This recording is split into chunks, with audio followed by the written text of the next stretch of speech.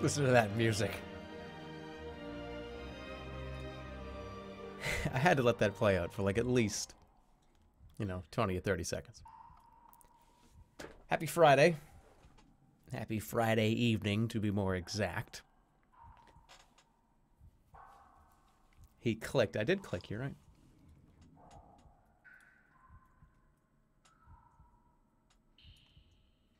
Let me move some stuff around. Yeah, it's Slick Rick. Slick Rick Jerma.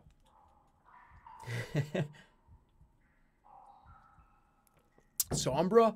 What? Sombra got announced? What are her moves? Does she go... Bet you she does.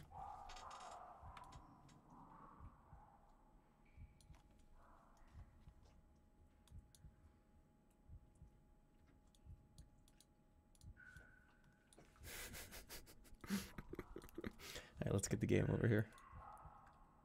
Hey, look. Sorcery, part 4. We're going to try to beat it tonight. Or come at least fairly close to beating it tonight.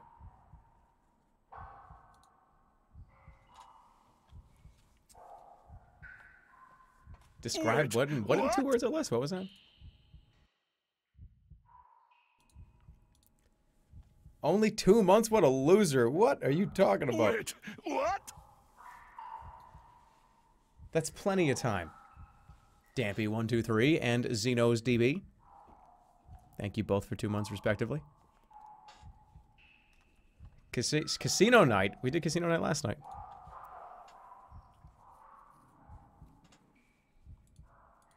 It's a disappointing moveset reveal, is it really? I mean, I don't really play Overwatch anymore. Why am I not watching Star play? Because I stream at 7 o'clock on Friday. That's just what... I'm not going to cancel the stream because one of my friends is playing in a game. Oh, stream's canceled. Somebody I know is playing in a tournament. That ain't going to happen.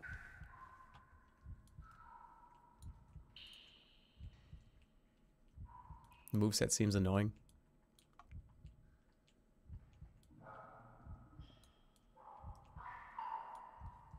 But America.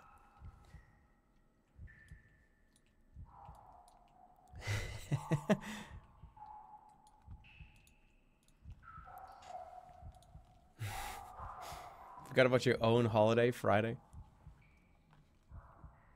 Friday's no holiday.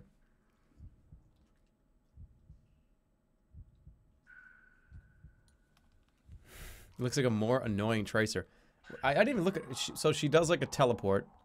She puts down a little device and can teleport to it, right? And she can go invisible. And she can destroy shields. Seems... What a crappy friend. Well, thank you, Croden, for the 1500. Well, reverse the roles. I guarantee you, if I was playing in a tournament, Star wouldn't cancel his stream to come watch it. No goddamn way. He'd call me a loser and keep playing whatever he was doing. And you all know it. But again, thanks, Croden, for the 1500.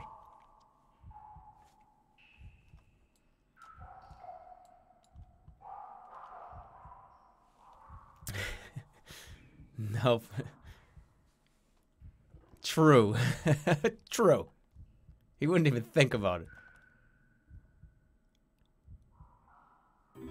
Feels bad. She's a hack. She can hack health kits to make them not work for the other team.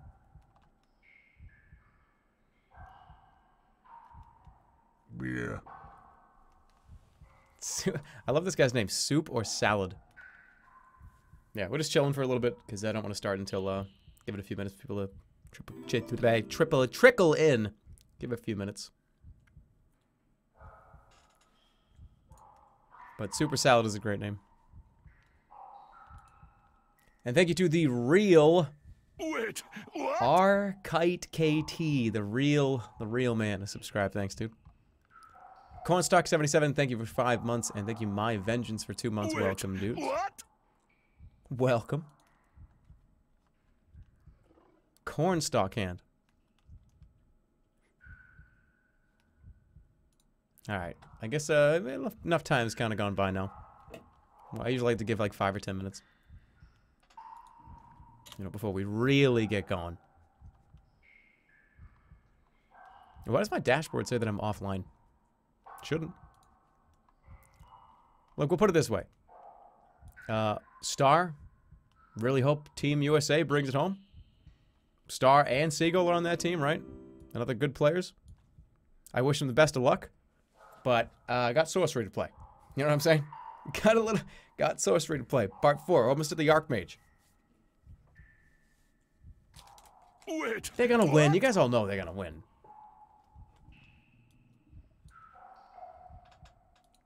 The best part was Blizzard hilariously mishandled the ARG. Yeah. 5-hour stream. I'll probably go a long time tonight, I would assume.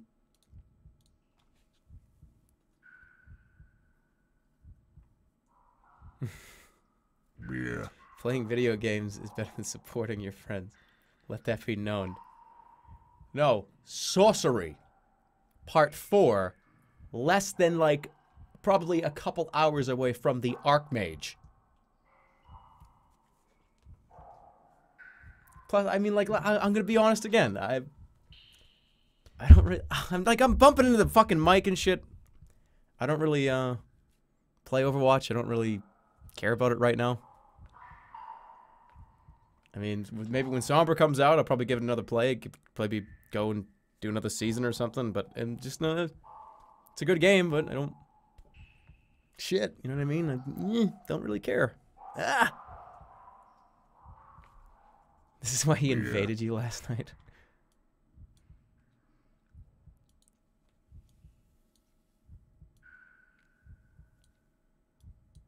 He's getting flustered. Move my damn mic. I can't. There's nowhere else for it to go. I'm so sorry. I dropped Overwatch faster than TF2. No,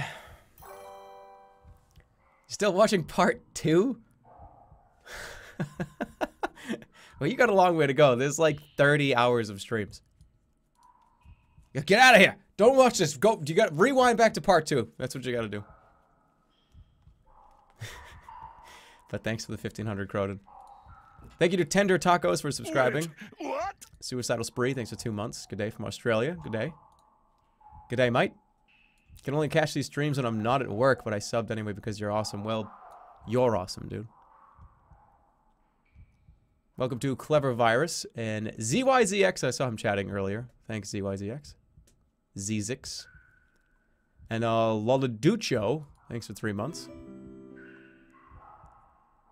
Oh, yeah. And I got my vengeance. And then Croden with another 200. Croden, stop spending money and go watch part 2. Money wasted on bits counter? No. No. But thanks a lot, guys. We're going to get started now. Here we go. If you do not remember where we were, I'm going to give a brief synopsis of what happened in the last stream. We got to Mampang. Fortress of Mampang is, we actually got into the main gate, which is right here. We started back here. There's all kinds of trials and tribulations. I remember I burnt a goat person. Had a giant skunk bear fought in my face a few times. Made it through the chasm. We got in this room. I pulled the door open with 6 people.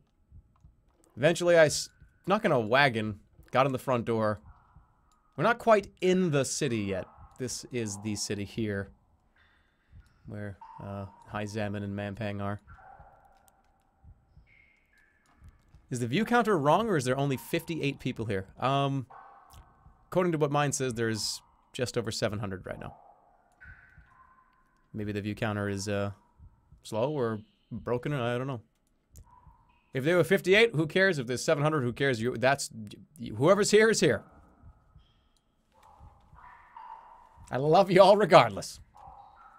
Where did Flanker go? I have no idea. There was a brief moment where we kind of met. Eye to eye, and then he took off again. We had a great little bromance. It was awesome. All right, let's continue. We went to the kitchen. We snuck in, got to the kitchen, made a shitty goblin soup, and then snuck down here into the tunnels, which seem to lead Potentially up into this actual city. Let's go. In the tunnel. You slither and slide your way down into the darkness of the tunnel. It is unclear who built this. There are no supports or indications of construction. There seem to be tooth marks in the walls. Tooth marks. You splash on through the shallow water. The rock walls drip with dank memes, and the smell is stale and fetid. I can't believe I just said that. There is no way to tell how much more of this there is to go. I just fucking said dank memes. Great. You splash onwards, the tunnel turns a corner here, rising upwards towards a chink of light. So there's like a small little light here. Okay. You climb upwards using the rough edge of the tunnel as footholds to ascend. There's a fresh scent from somewhere overhead. Dank memes. And I don't know why I said it. I just like... It just was like, it was right there on my tongue. I had to say it. Alright, after some more clamoring, you come within sight of a grate in the ceiling. Light field. Did somebody just clip me saying dank memes?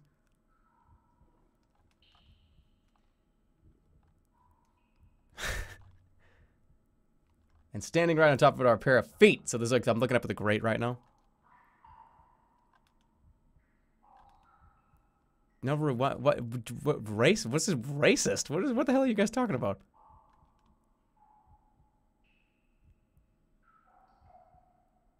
What did I do that was racist? What is happening?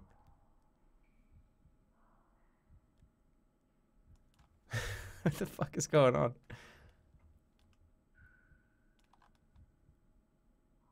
What? What? What did I do? Hold on, wait, what did I say?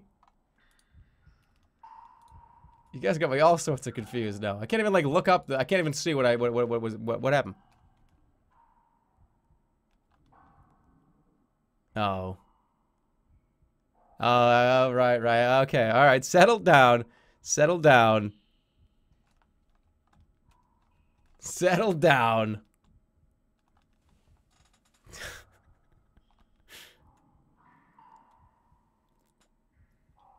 Now I see.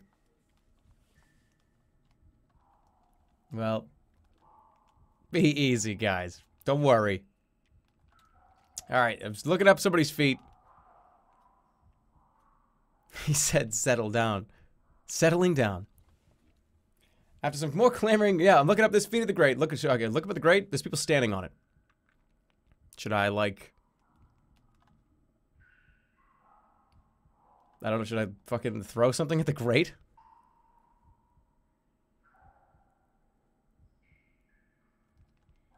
Alright, I'm gonna listen. No, I don't want to cast a spell.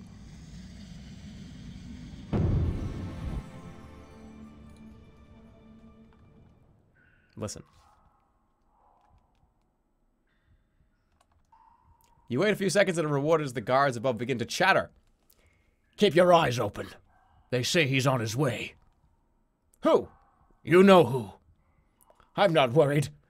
No assassin can kill the Archmage, however clever they are. They're talking about, this has to be Flanker they're referring to, right? Ad block fee, well, thank you, Todd.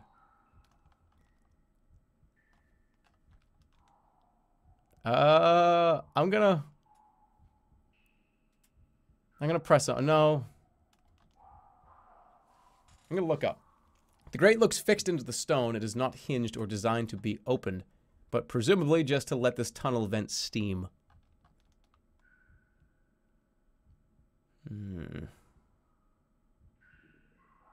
What can I do for spells? I wonder.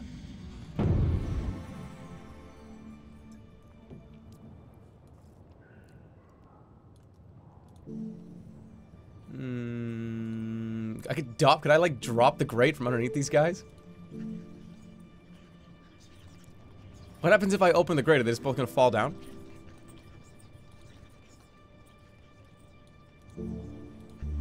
I could zap the grate. I could zap it.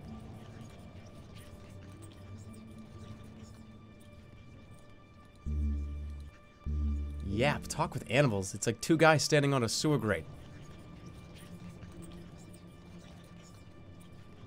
It isn't a door. That's right. It's not a door.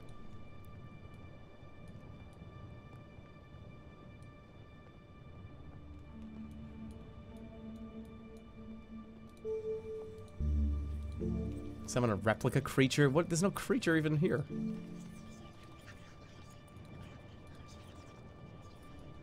I can't. It's. Wait a minute. Zob? No. Zen? I can. Okay, I'm gonna float to the grate and grab the guy. You weave the spell and the medallion begins to glow as you rise gently up into the air. Open the grate. Should I just like Ninja Turtle out of this thing? I'm gonna open it. You float up to the grate and try to push it open, but it is too old and rusted, sealed, for you to get any purchase on it. Fuck, I'm just like floating underneath these guys' feet. Zob, zob, zob.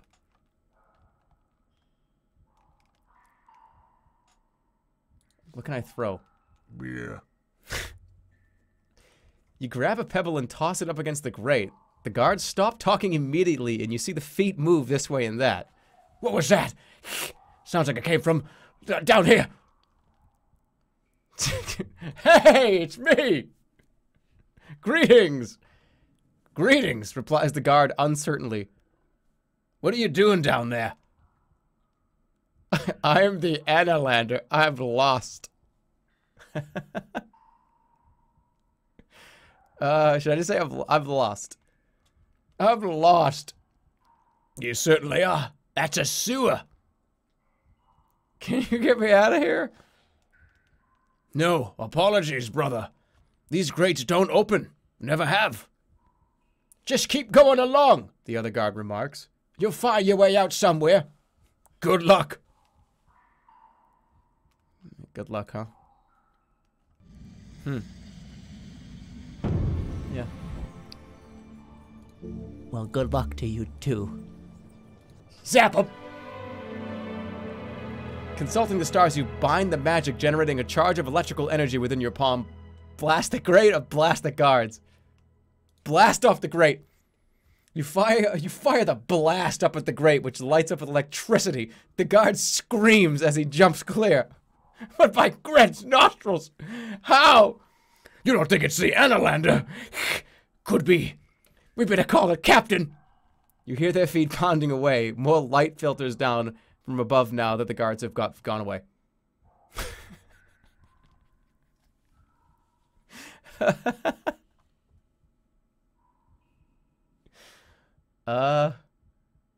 Okay. Bye. Don't hiss. Alright, let's go to the tunnel's end. Yeah, the hiss is back. You reach the end of the tunnel. A short flight of slick stone steps leads up to a trap door in the ceiling. Your weight returns and you settle gradually back down to the ground. Wait, I was floating that whole time?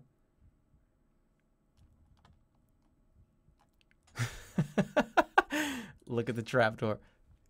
The trapdoor is set neatly into the rocky ceiling and is closed tight. It looks as though it hasn't been opened in a very long time. Can it just be opened? You scramble quickly upwards, keen to get out of the tunnel as quickly as possible. But the trapdoor, when you reach it, is so firmly locked it does not even shiver when you shove it. Well, let's dop it.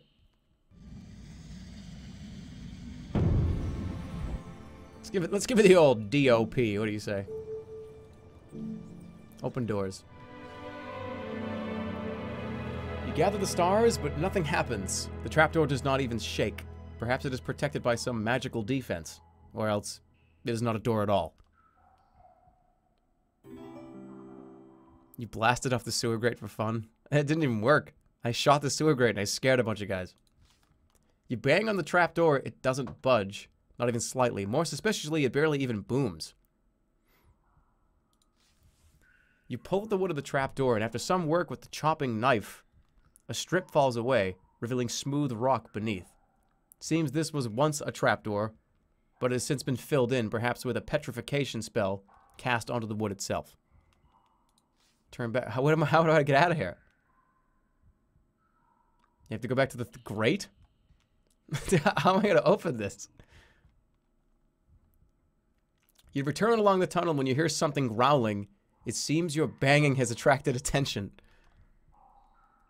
Pull the sword out. You draw your sword in readiness, and not a moment too soon, there is a splash of a footfall as something approaches its speed. It's a towering rat bear. It's always a rat bear. Should I yap the rat bear?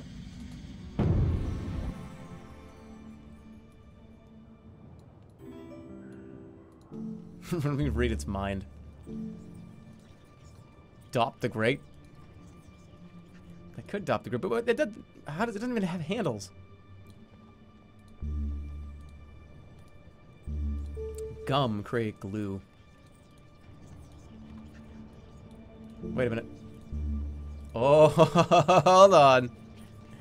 I think we might be able to cause a little lively dancing to this rat bear jig. You craft the enchantment, pulling out your bamboo flute and starting to play. For a moment, it seems like it is having no effect. The rat bear lashes at you with its tail and claws. But then you notice the attacks are rhythmic and symmetric. The creature is dancing, nasty, spiky dancing that would kill anyone who came too close, but dancing nonetheless. It is unclear how this will help you, however. Lead him down the tunnel? Lead the rat bear down the tunnel dancing. Definitely. You lead the rat bear a short way along the tunnel. It splashes and twists in the water, making strange shapes and movements with its tail. Keep playing. You keep playing, hoping to wear the creature out. Perhaps it is working. It's hard to tell. You finish your playing and lower the pipe from your lips. The rat bear ceases its dance and looks at you through narrow animal eyes. Then it bows its head, turns and disappears down the passage into the dark. You stop to recover your breath, but though you are alive, you're still stuck down in the dark. What? Why? What? He's just like, oh, thanks for making me dance. Bye. Okay. Sure thing. Major 598, 1,000 bits. Jeremy, you suck. Sorcery sucks. Bits suck. Thanks for the 1,000, man. Appreciate it. You have the load of dance. Also, thanks to Salt621 for subscribing. Welcome, dude. And where is the lemur? Also subscribed. Welcome. Welcome. All right. Well, let's stop the gate. I'm underneath the gate right now, right? I was hoping I could bring him to the grate and make him break it and unleash him on the town or something crazy. All right, let's stop the gate. See if it works. Open locks and doors. Reaching up to the constellations, you create the spell, and the grate overhead flips open. It actually worked. Climb through the grate.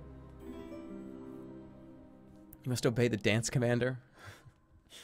You jump to try and grab the overhead grate, but you cannot reach it. No, I gotta float up there.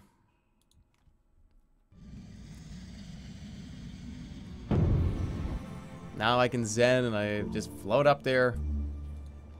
Hover in the air, grab the ledge, and get out of here.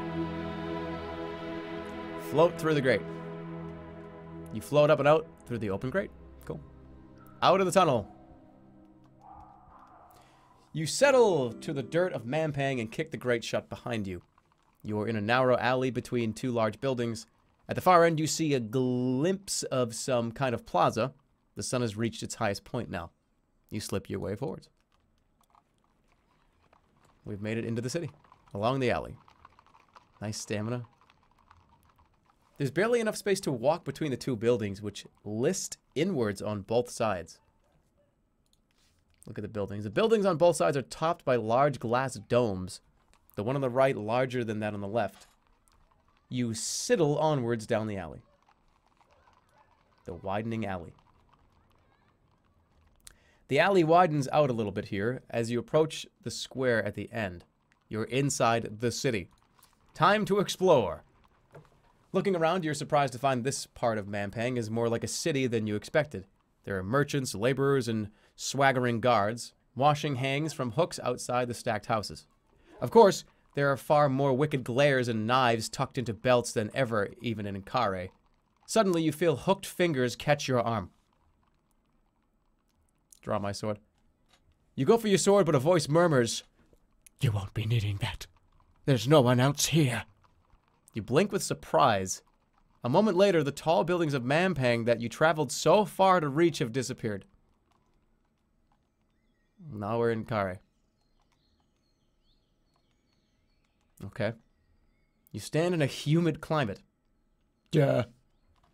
Tall plants lean down on all sides, and a thin, watery sunlight leaks through some kind of glass ceiling, choked with weeds. Is this the lady again, Libra? There's no sign of the goddess. A beggar stands beside you, however, but no longer holding your arm. He stands taller and seems better fed. That's better. Now we can talk more freely. Where are we? This is a favorite little spot of mine, forgotten corner of Kare. The lost gardens of Briar. Even the gardeners who work here can't remember the way in. It's all on the maps, but no one can find the entrance. My own little fortress. He reaches rather tenderly for a nearby plant and pulls off a graying leaf. Who the fuck is this guy? Who are you? My name is Throbbin. The beggar bows most politely. You notice he wears a circlet of finger bones on his head. Some have called me necromancer, but they only mean that death has never stopped my work. Foul magic. All magic is foul to those who have not tasted it. Throbbin smiles. Come, let's walk a little, shall we? He begins to saunter between the trees and you follow. Yeah. Throbbin. Throbbin. What have you done? Moved us elsewhere, so we can talk. This place is hidden from the Archmage? Quite so. The Archmage would chew a death sponge mushroom and then eat my brains if he had the chance. Best for us all if that doesn't happen. Throbbin points at a nearby flower. Do you see this one? Purple thornweed. Only grows in one place. The slopes above my home village. Very nice. It was. I grew up in the same village as the Archmage, you know. A small place called Karamana. I forget the name of my own village. Maybe you've heard of it. He sweeps away, his face hidden from view. This way now. He steps between two plants and then disappears. Into the gardens. You push your way between the plants and find the beggar waiting. Only now he is no beggar, but a tall, handsome man wearing a long cloak embroidered with runes of power. There you are. I was told to expect you. Where the hell's the old man? Safely in my future. Please excuse any confusion. I use these gardens for conversations quite extensively. But I have to space them out, you know. I don't want to get too old. One cannot have things overlapping. Now then, I believe we will be talking about Mampang and your impending death. I'm not going to die. What are you talking about? Oh, you most certainly are. Often, I shouldn't wonder. He points up. The dome is gone, and it is now nighttime. Stars shine overhead. I like these gardens for one reason above all. Can you see what it is? I don't say anything. He sighs with evident pleasure. Look up there, he declares, pointing and proving you quite correct. There's one of the only two places in Kare where the stars of the Zed can be spelled out here. The other is by the north gate, but that spot's rather too busy. What do you know of that spell? The mention of Zed makes you stop short. The secret magic, the most powerful knowledge unknown to all. What do you know of that spell? Zed is the great discovery of the necromancers, a spell powered by and fascinated by death. Some thought it prevented death, but it does not. Quite the opposite. The stars of Zed cause a death of the most significant final kind. What was it for? The man nods. It is a spell of such power and significance its secret must never be divulged. I have told you enough in this place, please. He gestures at another path leading between trees as wide as bears that have fallen together to form an arch. After you. Okay. You slip under the arch and arrive in a field of bright yellow and purple flowers, terrifically overgrown. Bramble choke the edges of the path. The man does not follow. You call out, but hear no response. It seems you are quite alone. High above you see two harpies flying past, screaming to each other and pointing. But they are not coming for you. Where'd he go? You search the bushes, but find nothing. There is nothing hiding there. Nothing waiting for you. The beggar has abandoned you. It seems you must find the path back to Mampang yourself. From part 2. Whatever, let's go. You push forward through the towering flowers into an area of cracked blue paving and fronded shrubs in glass pots. To your relief, the beggar is here once more. He looks older than ever. Now you understand. Now you see why you have to die. I think you may have missed something, dude. Possibly. It is hard to keep things in the right order when you are cursed as I am. You said I was to die. You must. The Zed spell is difficult to cast, you see, because you can't cast it at once. You have to cast it at 2 separate times. 2 times. But 1 casting. Got it? Like left and right hands, clasped together. He demonstrates linking thumbs and flapping his fingers like a butterfly. Okay. You begin now and finish later? No, He says, wincing slightly as he speaks. I mean, when both castings are cast, they are the same casting. 2 castings at different times cannot be at different times. So the time between disappears. He squashes his butterfly fingers into a single 2-handed fist. Time collapses. What? The time collapses. Beautifully put. The beggar spits a tooth, then picks it up to admire. Be valuable that, one of these days, He remarks. Give me your teeth. Give it to me. You reach down for it. Uncouth villain! Batting away your hand, I hit you. Now we'd best be getting on. We don't want you coming back here when you finally die. Alright, this guy's fucking freaking me out. You nod. Whatever the beggar is talking about, it is simply impossible to follow. Throbin closes his dirt-smudged eyes and concentrates. And slowly the walls of Mampang return. Whoa, we're back here. There you are again, Smiles the beggar. He lifts a crooked finger. Not a word. There are spies everywhere. One last thing to do. Draw your sword. Why? You ask suspiciously. It's the sort of thing people do in Mampang. Draw it. Fine, draw your blade. You obediently draw your blade. Throbin beams with glee, and then before you can stop him, he runs himself deep onto the blade. For the ghosts of the Backlands, I curse you with this. He whispers, and there is a fury in his eyes. In the last moments, you see him hurl up his arms, creating some kind of incantation. A terrible force builds around his body, but then seems to only half explode. You are caught at the moment of detonation.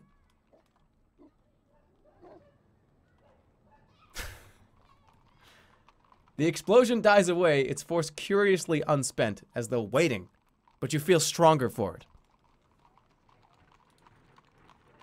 You look around still disoriented. There's no sign of the beggar. The narrow alley mouth opens into the square. Clouds rumble as they roll across the dimming sky. Soon it will be dark once more. Alright, so that guy just murdered himself on my sword and then disappeared. Throbin Lorag? Yeah, I know, right? I think I might have just got swindled. Did that go well? Alright. Yeah, Lorag? No, that was Throbin. That was Throbin. Thank you to Ochre Pact for your subscription, and Ding for your subscription as well. Let's keep going. Into the square. You emerge from the alley into the edge of the main square.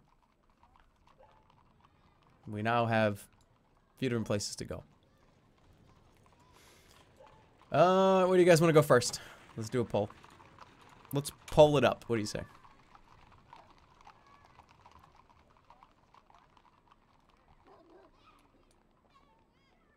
My computer's going a little slow for my taste. There we go. Straw poll. All right, we're going to go into the square. We're going to go east side or west side. Let's go with west side. Square. Or east side. What do you guys want to do first? Because it looks like... I mean, whatever happens here... Looks like I'll be going back into here anyways. Or will I? Or will I? Here's the whole map. We can go this way, or this way.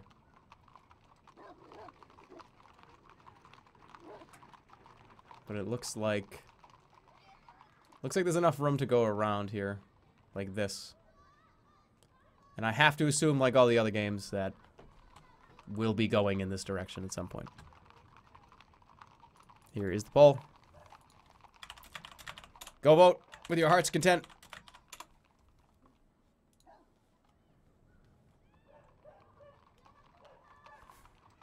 You're currently horribly, violently ill. Do I think my stream will cure you? I don't think so. I don't think I can cure all you.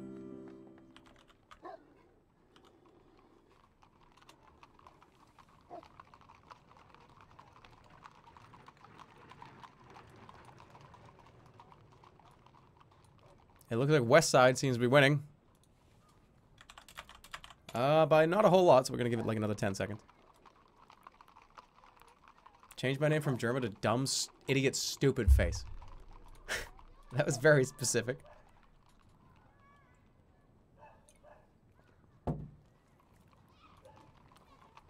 All I can do is wish you luck. Hopefully you get better in your sickness. Ooh, it got real close real quick here.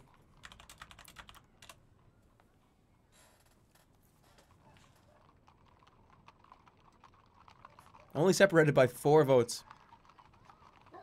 We might have to let this one kind of trickle out.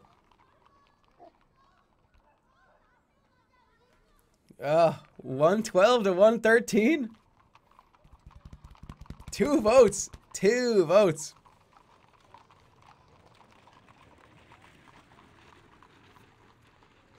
Remove the Ralph Nader. Oh, it's really fucking close, but 117, 115. All right, I'm gonna have to close it. No, no. Oh, 125, 120. I'm gonna have to close it here. I'm counting to. Oh, wow! With a surge, the last-minute poll, Square has taken the lead. Oh my God! Why is this close? All right, I'm not kidding. Whatever it is at the time of closing, I don't care. I don't care what happens after I say the poll is closed. We're closing the poll in 5 seconds. 5, 4, 3, 2, 1, 0. At time of closing, it is 150 to 140. Square wins. Thank you for voting. That was damn close. That was damn close. Thank you for voting. Poll is over. It's done. Square wins. Let's move on. Let us move on. Into the square.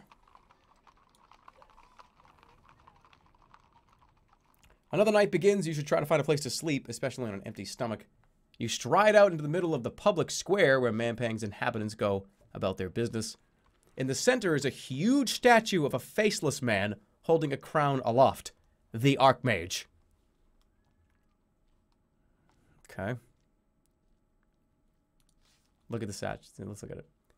The statue seems unimaginably old, and yet the Archmage is depicted here is definitely holding the crown of kings. Has he been planning this theft for such a long time then? Or is this prophecy a celebration of a day destined to come? I'm gonna go to bed. You curl up against the base of the statue and pull your cloak up over your body. Laying your pack down, you try to rest under your habit despite the strange noises that drift through the air. You've eaten nothing today and you have ample provisions remaining. I'm not eating a damn thing. It's a waste. Because I will... No, not eating. Don't eat. You close your eyes and let your tiredness overtake you. Dream.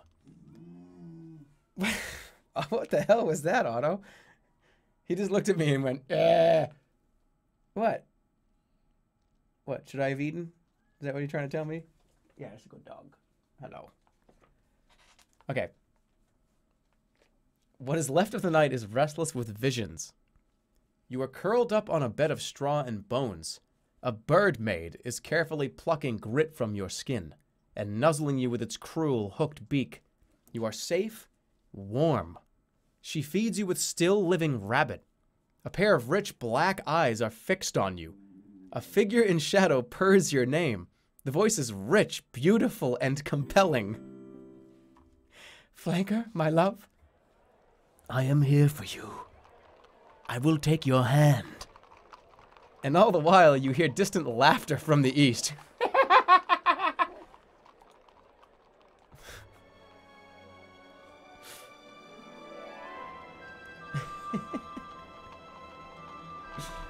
Alright, we gained provisions. Entered the Citadel, and we're cursed with the Zed spell. What? Wait, what? What? The Archmage is now aware of you. Sure thing.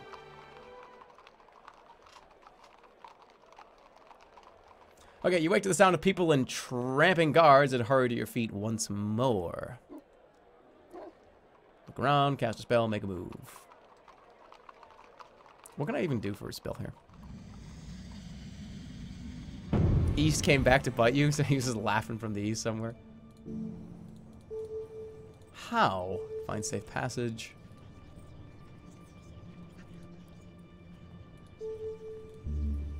Sense danger. Let's go ahead and do it. You cast the spell and a steady voice begins to speak to you. You receive a strong feeling of trepidation about the alley to the east. There are guards patrolling frequently even here. You will have to be careful to blend in, especially with the Citadel on alert. So east was like death, apparently. What else can I do here in the middle of the town center?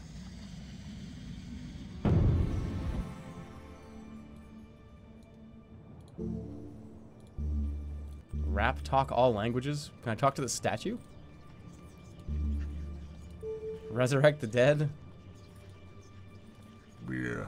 East side sucks. Hey, I'm from the east side. How dare you? Let's see the future. This is the orb. You settle into a sitting position on the ground and take out the orb of crystal. Looking to the stars, you craft the magic, and suddenly you find yourself somewhere quite new. You stand amongst broken towers that rise from churning waters. From one tower rises a cloud of foul gas. Another crawls with goblins whose long knives cut into one another. Starlight charges from one building to another, forming a powerful web. The vision fades. Being so near the gates means there is a greater number of merchants and travelers here. The further into the keep you go, the inhabitants will become increasingly wary of outsiders. Okay. Thank you, Invishand. Go to the casino. Somebody try to do a Tinder command? I hope there's no Tinder command. Let's make a move. You could head in several directions. Oh boy. Oh boy, oh boy. Okay. Well. Jesus. I'm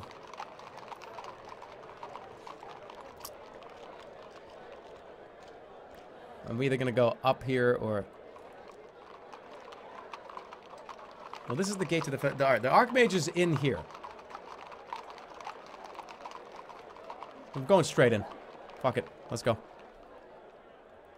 This section is dominated by a wide road that leads upwards into the inner tower.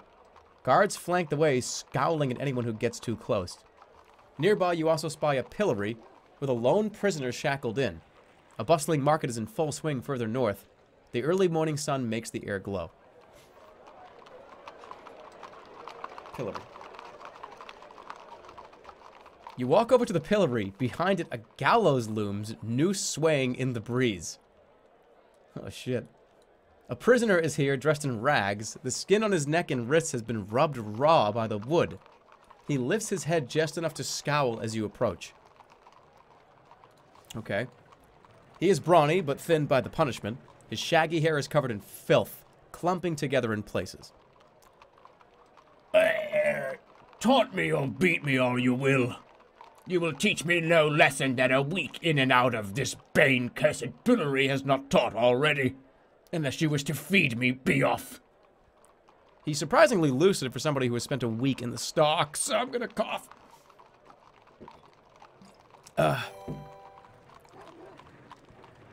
Master Toaster, 1,000 bits. Love you streaming videos. You're a goof and a half. Love you, Jerma985. Well, Master Toaster, I love you back. Thanks for sticking around. All these years. That's $10. Why is he talking out of a bucket? Give him some food. Offer to free him. Taunt him. What are you gonna do in that pillory, you fucking wanker? Free him. I could free you. He raises his eyebrows. Could you? But why would you? So you won't. Maybe in return for some information. Whatever I can tell you, I will. But frankly, quickly before someone notices. Alright, pull at the wood. You tug at the wood, but it is firm. Smash the lock. You bash at the lock with the handle of your sword, but it does nothing. The padlock holds. Cast a spell.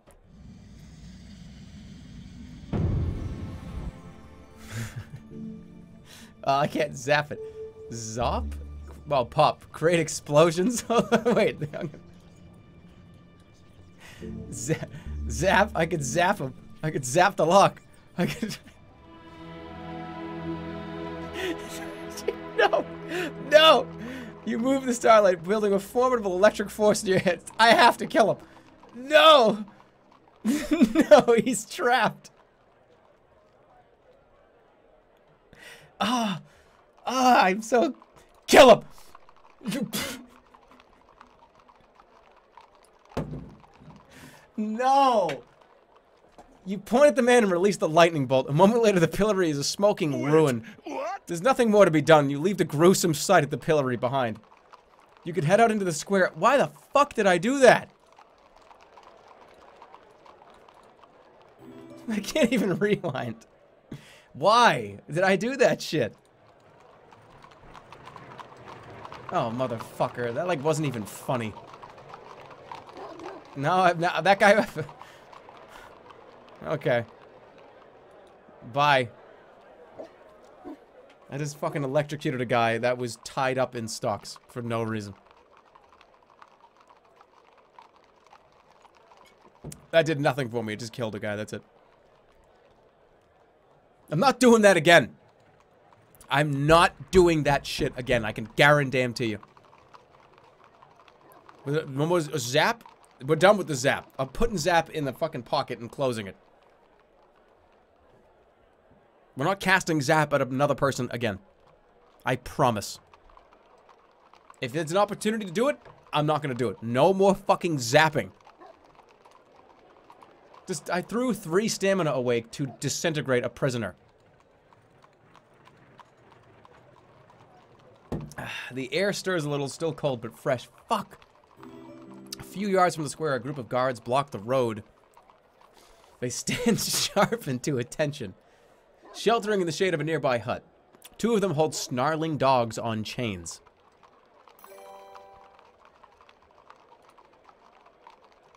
Never save me. Don't lie to me, you know you will. No more zap. Unfollowed. It's the signature spell. Yeah, but all it does is kill people. It doesn't even, like... I gotta get some self-control, man. I could have zapped the lock and probably freed him. It was just dumb. Alright, let's look at the guards. You take a moment to watch the guards. They stand in a huddle, watching the road to the south. You might be able to slip around the hut and take the road beyond without being seen. Okay. Thank you, Scarita, for your sub. And thank you also to Wiley Spencer, or Weil Spencer. What? For 3 months. Welcome back. Baked Flakes, that was 1,500 bits by Baked Flakes. And Banana Slammer Jr., thank you for 5 months. And of course the Master Toaster as well, thank you guys. Welcome back to the channel. Okay. We are going to look at the road. The road is wide and clear. Why the fuck did I zap that guy? Seriously. I can't even get over it. I'm still fucking mad about that. The road is wide and clear with a rising rock on one side and a drop on the other. There are no places to hide. One of the guards spies you and stamps forward. The nearest comes out to greet you with a growl. Well, The guard snaps. Why are there so many guards? To stop the likes of you from coming past. That's a woman. To stop the likes of you from coming past. Where does this road go? Where does this road lead? You what? The inner fortress, can't you see it? get out of my fucking way! Push back! You shove her suddenly, but she doesn't topple over and simply shoves back. The guard crosses her arms, scowling at you. Other guards mill about nearby. Get out of my fucking way! This time you use your full weight and shoulder barge the guard, throwing her back. Then you break into a run. But in your long monk's habit, you cannot run very fast. Give me the fuck up that road! You are running up the incline of the road as fast as you can. The guards are hot on your heels. Then you trip. Roll aside. You roll just as 2 guards leap and they land on empty earth, giving you enough time to get back to your feet. Keep running. The breath is short and hot in your lungs, but you keep going. There is no alternative. With a bit of luck, there'll be somewhere to hide around the corner. Go, go, keep going, keep going, keep going. The road turns. Your legs are like fire, but you hear the guards. In their heavy armor are beginning to tire. The road ends in a small wooden door built into a wooden palisade. What is that word? The door appears unguarded. Footsteps are coming closer. Climb it. Climb it. You haul yourself up using the rivets in the wood to climb, but you cannot climb faster enough. The guards appear around the corner and launch themselves upon you. You are trussed up and hauled away. What? Bound and gagged, you are dragged by your ankles by 2 guards who mutter about the trouble caused. They gossip to passing companions about you. Hey, I'll give you money. I've got 20 gold pieces. Cast a spell. You try to cast a spell, but with your arms tied, you cannot reach for the starlight you require. Should they untie you at any point, then you will have a chance, but not before. Hopelessly, you are dragged into the office of the commander of the guard.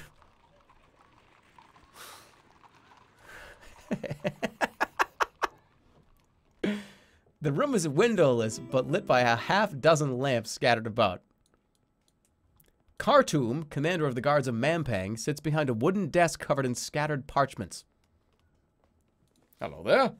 You open your mouth to speak, but one of the guards smacks you in the cheek, silencing you. The Analander, standing right before me? I should have you killed as fast as possible. You try it. He stares back at you, and you see fear creeping in his eyes. They tell the strangest stories about you. They say, for instance, that you are over 1,000 years old. They say it was you that ravaged the world outside these walls, though I do not know if that could be true. And what do you believe? In the end, I'm a soldier. I believe I can run you through with a sword, and if you get up again afterwards, I believe I can run you through again. I believe that if I toss you into our highest cell, you will not fly away. If you kill me, I will come back for you. He holds your gaze for a moment and then laughs. Well now, you really are as black-hearted as they say, aren't you? We better then put this immortality of yours to the test. Guards, take him to the block and don't waste another moment of my time. Wait, what? Just fucking start swinging. You whip your sword from your scabbard before anyone can stop you. The first of the guards drops to the floor, but you cannot hope to overpower all of them. They soon have your arms twisted up behind your back. The commander is grimacing. Get this one out of my office. Remove his head and bring it back to me. I need somewhere to keep my pencils. No! The chopping block. Your head bumps over the cobblestones as you are dragged up to a rough wooden block. A massive man, shirtless but masked, lounges in the shadow of the wall with an axe. The guards call him over. Welcome, He says, spreading his arms. always nice to see a new face. What would your name be, then? Hate to have a face without a name. I am the Annalander. The Annalander? What an honor for me. I have heard quite a bit about you. Caused some trouble, I'm told. Well, good for you. Here's an end to your journey, then. Suddenly, the man falls silent, looking up at the tower above as though something had caught his attention. Look up. You turn and look, but see nothing but the sunlight gleaming off a high tower window. Yes, my lord. At once, my lord. The large man says to the empty air. Then he turns back to you. The orders given? Well, it doesn't look good for you. He scoops you up and positions you on the block, securing an iron band around the base of your neck. Hold on, let's talk about this. As he readies his blade, you have time for maybe one last question. How do I get in the tower?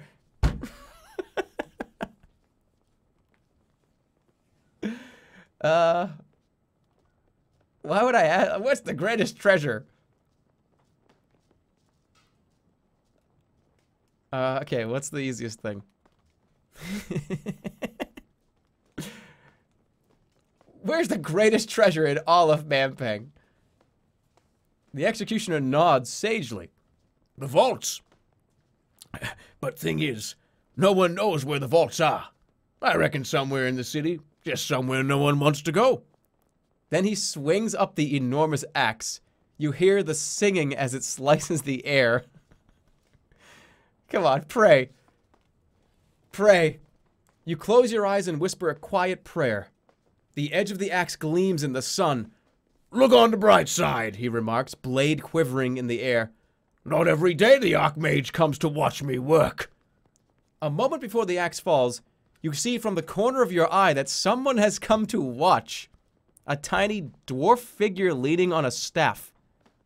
The executioner greets the newcomer. Evening there. One of yours, is he? I'm gonna look up.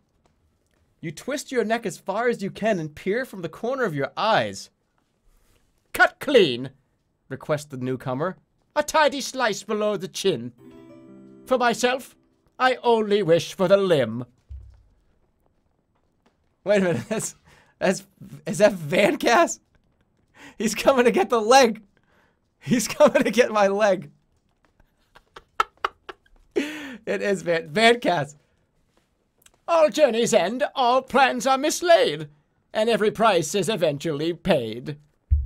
The axe comes down. You've been executed. What? Why is he here? Why the fuck? You feel the cold veil of death surrounding you, but a moment later you find yourself moving. Upwards.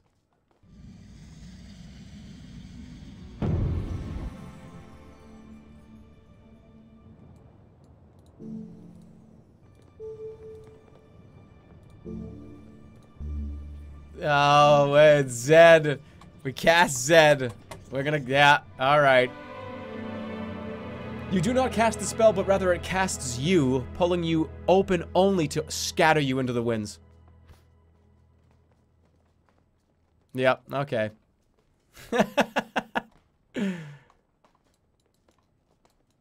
Okay, now alright, yep. You are being wrenched in directions you did not know existed. The pain is unbearable, and just when you think you will go mad from it, the forces tear you apart. Then you hit the ground in one piece, in the thin alleyway leading from the grate. It is where you met the beggar, but he's nowhere to be seen. You've lost 1 point of maximum stamina.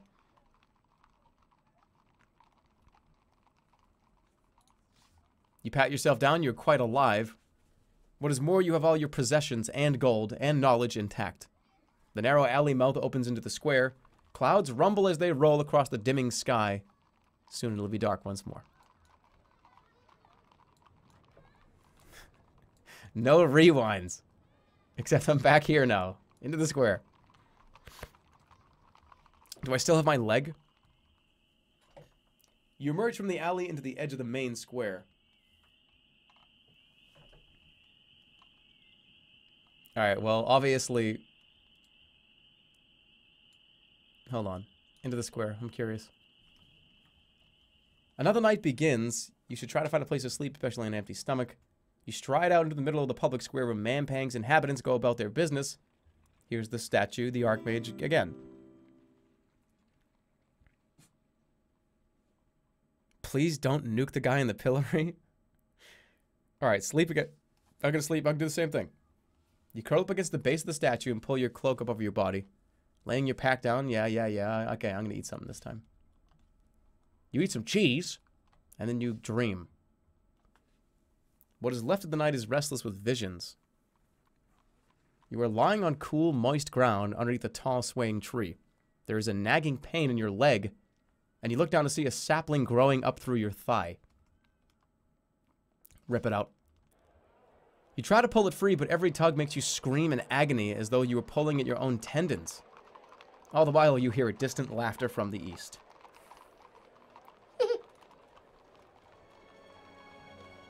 You lost max stamina, 8%, died, found 1 clue.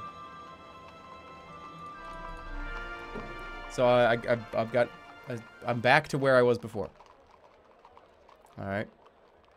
So, make a move. Is this guy gonna be here again? I think he has to be, right? Everything seems to be back to, like, normal. The pillory, let's see. Yeah, this guy's, like, here again. So what, it just, like, rewinds time? It's like it's a full rewind, okay. I understand. You walk over to the pillory behind it, a gallows looms noose. Yeah, it's this guy, he's... Alright. Do not zap this guy. Do the same thing.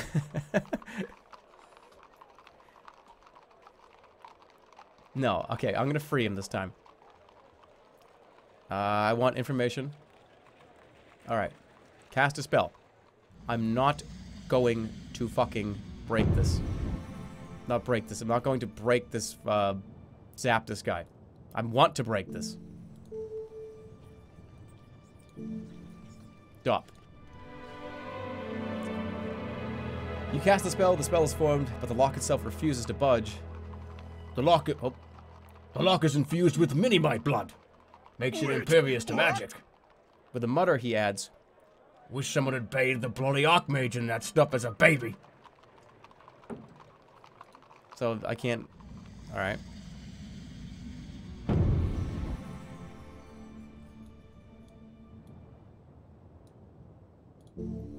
No.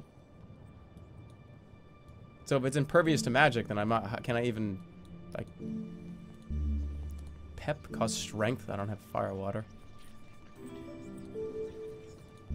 Heard explosions. I feel like that's just gonna kill him. What, Raz? Sharpened blade. I could try that. I'm gonna try that. I have plenty of beeswax. Let's try to sharpen the blade. And just break it open. Using a little of your beeswax, you coat the edge of your broadsword and then cast your spell. The blade flashes and glows as the metal binds itself tighter into a razor blade edge. Cut through the pillory, cut through the lock. Cut through the pillory. You cut the pillory itself, slicing through the wood around the lock with a whisper. The lock and chunk of wood falls to the ground. The gleam on your sword edge fades. The prisoner is free. He rubs his wrists and thanks you profusely. Alright. Info, buddy. You follow the prisoner as he skulks down beyond the wooden frame out of sight from the square. Thank you again. I will remember this. I'm thinking you're a stranger here. No citizen of the fortress would show such kindness. I can tell you what I know of this place. Who are you? Just a laborer. No one important. I worked too hard, then complained too much at the tavern. So I ended up here. What was your crime? Plotting. They caught me plotting. Against him upstairs. Plotting? Plotting with who? No one, really. I was just in the bony hand saying that maybe it'd be good if he showed his face around here a little. Gave us all a bit of pep.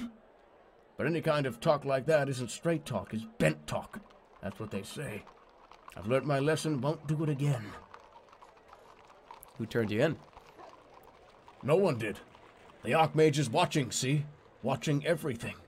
He knows what you're going to do before you do it. And then birdmen swoop, and then that's it. They say there's only one place in the whole fortress you can be, and he won't see what you're doing. And that's by them big doors, up the steps of the tower. He can't point his telescope there or something. I don't fucking know. Only the guards go up to the bottom of the spike. He is rather agitated by this point. I appreciate this, but I must flee. As soon as they notice I'm gone, I will be hunted. Farewell. Wait, tell me something useful.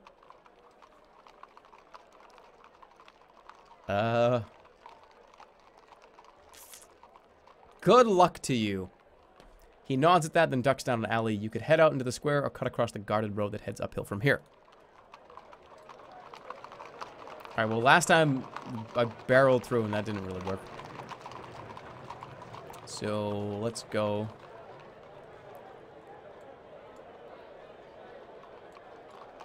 Let's go this way. Clues! You head back to the north side of the square. This section is dominated by a wide road that leads upwards towards the inner tower. Guards flank the way, scowling at anyone who gets too close. Nearby is the pillory. A bustling market is in full swing further north. Market. The market is busy with traders and stalls, a city in miniature. The market is not as large as those you encountered in Kare, but still it bustles with life. Even in Mampang, people need to go about their days. The stalls, the tents. It just like scared me. The stalls. I got lots of money. Most of the stalls are mundane, roughly made household goods and some trinkets. Despite the number of shoppers, there are in fact very few goods.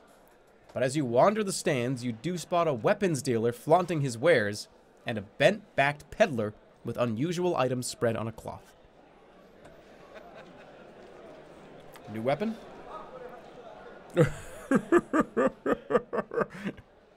You approach the weapons stall.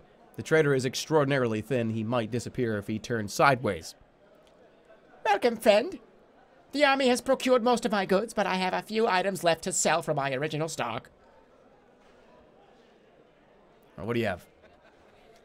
I can see you're a seasoned one, so I won't waste your time with the lumps of common soldier get stuck with. I have this long sword, which is yours for 25 paces. And the best sword in my possession is this cutlass for 600 paces. 600? Of course, at these prices, you are practically robbing me. But then so has everyone in this place. 600 gold pieces for this cutlass. You're way too expensive. He shakes his head. This is the best you'll find in this fortress. I'm nearly destitute thanks to Nylock. I cannot go any lower. But 600 gold pieces. This is no ordinary cutlass. The edge is unbreakable, the weight perfect. The blade cannot be dropped or slipped from the hand. It cannot miss. This blade will make you all but invincible. Spit in my mouth. It's pretty good, see? Give me a better deal. Friend, this morning a beast man was so upset about the price he threatened me with the very sword I was trying to sell him. I can see you have a lot to learn about haggling in Mampang. You've seen enough, you nod to the trader. Were you not from Mampang? I don't understand. I don't get you. There are safer trade routes, yes, I know. But as a bold young man, I heard that the Archmage was offering a fortune for weapons. The trader waves his hand vaguely. Outfitting a new army or something, I'm not so sure. Of course, once I got here, well, that snake Nylock would only pay me half. And left me stuck on the wrong side of the wall. But what could I do? If I tried to leave, some birdman would have no doubt swooped down, and that would have been the end of it. At least I'm in a state to appreciate my poverty. But what can I do for you? Nylock. He makes a rude noise. The Archmage's official merchant. She handles all the trade from Mampang, not us. These people. But the fortress. The guard encampment around the tower. I suppose she's now chiefly interested in outfitting the army. Zap him and steal his sword.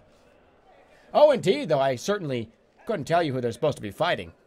Everyone outside the walls is now dead, or so they say. Now, are you going to buy something, or are you going to get out of my fucking face? Bye. Peddler.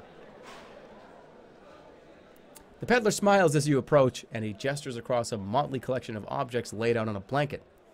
There's chipped pottery, dull knives, and empty picture frames.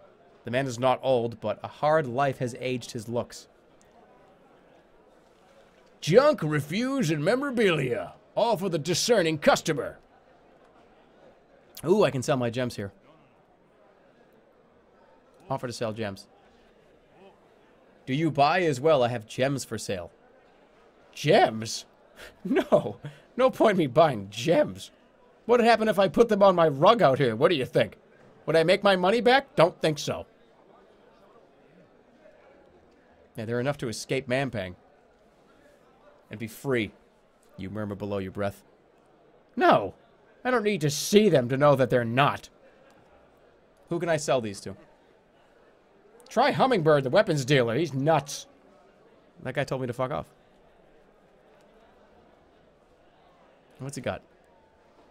You nod, smiling at the man's whimsy. So, going to buy anything? He asks.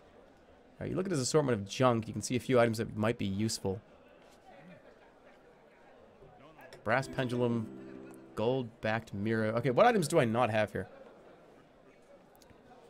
Give the Jerma gems to the cutlass guy? Was there even an opportunity to do that?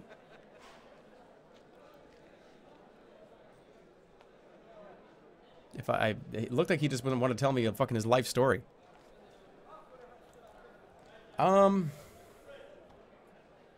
Which one of these do I not have? Blimberry. Some glue. Alright, how much? Vial of potion, fresh enough. 18 gold pieces. Are you shitting me? No way. You seen any blimp? No, I'm not gonna buy that for 18 gold. I have 3 rations. Get out of town.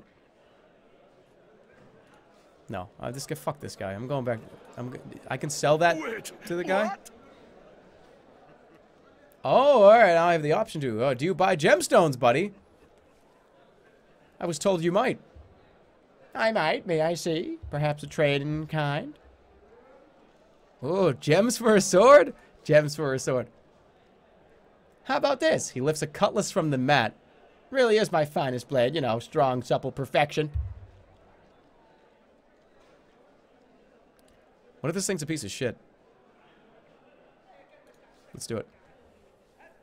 You take the blade and hand over the gems. The sword is truly magnificent. You've never held anything like it.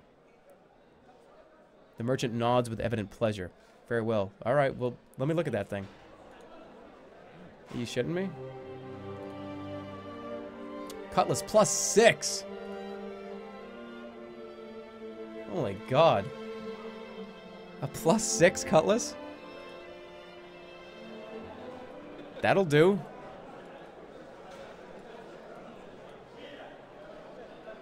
Yeah, I'm glad I could get rid of the gems, to be honest. I stole them from, Cougar, whatever his name was, like fucking 30 hours ago. Oh, PogChamp. Okay, there are a few large tents set up, and some stone buildings too. There's a hawker loudly proclaiming that mysteries and wonders await in his tent. In one corner, a long line of creatures queue outside a low stone building.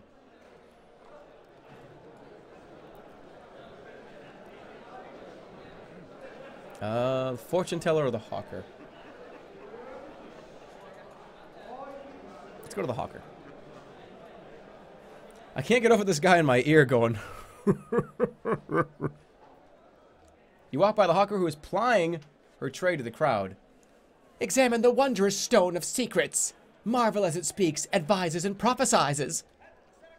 Talk to her. You approach the hawker who points right at you. Now here is a discerning patron of the weird and wonderful. Will he enter and experience the mysteries that even our best magical knowledge cannot explain? Yeah. How much? You may enter for the astonishingly small sum of 2 gold pieces. What a bargain! What a steal! Only 2, yes, 2 gold pieces for an entertaining, enlightening, life-changing experience. I can afford that, so what is it? She puffs herself up. The Stone of Secrets is an incredibly rare artifact discovered deep within a lost cave of many moons ago. It is the only stone in the world which can speak. It is not powered by magic, but a strange alien force unique in the old world. The greatest magicians of our age have examined it and walked away confounded.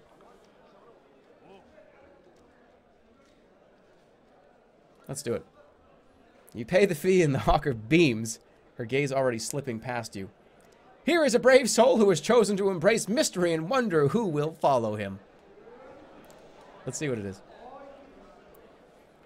Inside the tent, it is dim and cramped. A large stack of boxes sits to one side, a cloth draped over them. Other curiosities, no doubt, that the hawker has shelved in favor of the more profitable stone. Search the boxes. You begin to rifle through the boxes when suddenly you're stopped short. Then a voice booms through the tent. Annalander! A familiar voice. The voice is familiar, but quite impossible. It is the booming tone of Shadrach, the hermit from the Backlands. What? This is a trick. Alas, no trick, Replies the voice happily. a fairly poor outcome for me, I'll warrant, but no trick. Shadrach? Yes, it is I. It is good to see you again. After a fashion, at least. Why is he a rock? What happened? I bound a piece of my spirit to this rock. A desperate move. Why? The Archmage's assassins found my cave. I was staked outside on a cross. My body is still there, wasting away. I was able to project a fragment of myself into this stone. Another into a tree. That's the tray I burnt down, by the way. I will avenge you. I thank you, but you must forget about the troubles of an old man. Focus on your mission. Without the crown, my suffering will pale in comparison to that of the old world. Can I, like, get him out of the rock? Ah, no. It is best you put me out of your mind. Your own task is all that matters. Can you help me? I only hope I can help. I am but a rock. The stone dulls in color a touch, as though it sighed. But all I have learned of Mangpang has made my heart heavier.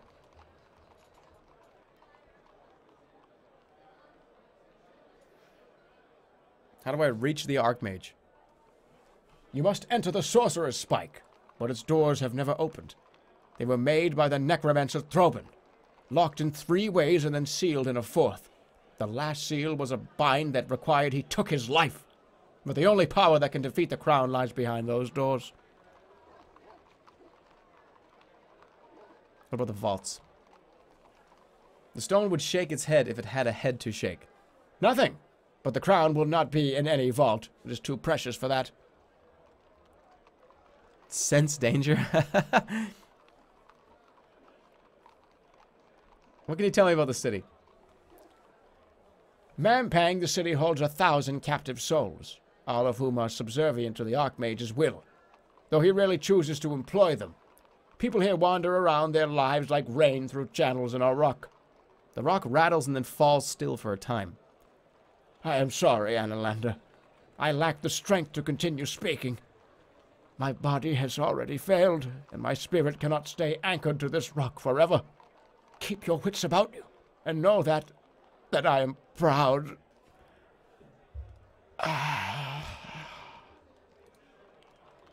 No! Shadrach! Outside the tent, the hawker claps you on the shoulder. Well, friend, did the stone unlock the mysteries of the universe for you? Did it dazzle your senses, delight your spirit? You are exploiting that creature. Of course not. How could I do that? It's a rock. It needs only visitors, but that mission requires donations, you see, as there are a variety of expenses. The hawker's words flow like oil, slippery yet empty. You leave mid-sentence. Walk away. Now let me look at the clues so far. Let's take a look at clues. Mampang hides a vault, secret vault. The Throben doors. The central tower of the Archmage is guarded by the fearsome Throben doors. Archmage cannot see the doors. The scratched message. Third spell. The third spell of the Throben doors is invisibility. Okay. Mini-mites prevent magic, yes. Yeah, I don't have any silver weapons. Snaticats are invisible? I wish that was still listed here. But thank you, D. Rick Game. Thanks for subbing. Zombie Man 4, thanks for 8 months. Mr. Clegg, thank you for the sub. A Little Hand to You, thanks for 2 months.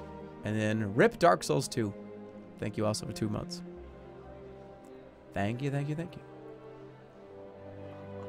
Let's continue. Alright. Fortune teller. You join a long line of creatures outside the low stone building of the fortune teller. They are waiting with surprising patience. The creature in front of you is a hobgoblin with long blonde hair and 2 protruding hooked teeth. What is inside this building? You don't know? Why are you waiting here if you don't know? I saw the line. So you just joined? Well, I suppose when I first joined the line it was for the same reason, but it seems so long ago now. How long have you been waiting? This time? A few hours, maybe. What do you mean, this time? Well, this isn't my first visit. No one visits Wide only once. Did you say wide? That's right, fair and wide. The great seer of Lower Mampang. Yeah, look at how gross my teeth are. See? You have heard of him. She pauses to scratch her chin. If you don't mind, I'd like to get back to waiting. Wait. You wait. A thin creature emerges from the building with a curious half smile on his face. The next creature, a dwarf, enters. Wait. You continue waiting, nothing happens.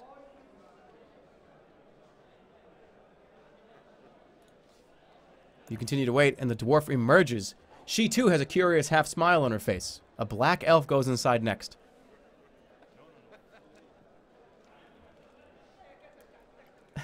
Wait. You keep waiting. Wait. You wait a little longer. Wait. The black elf emerges looking furious about something. A wood golem enters the building.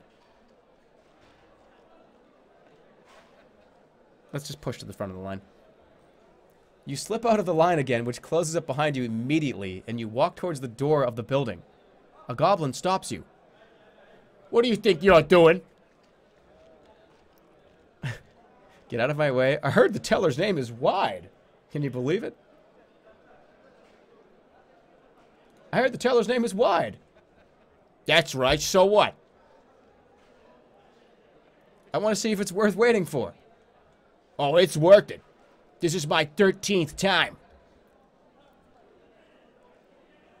Get in the fucking... You push the creature aside and barge your way into the building.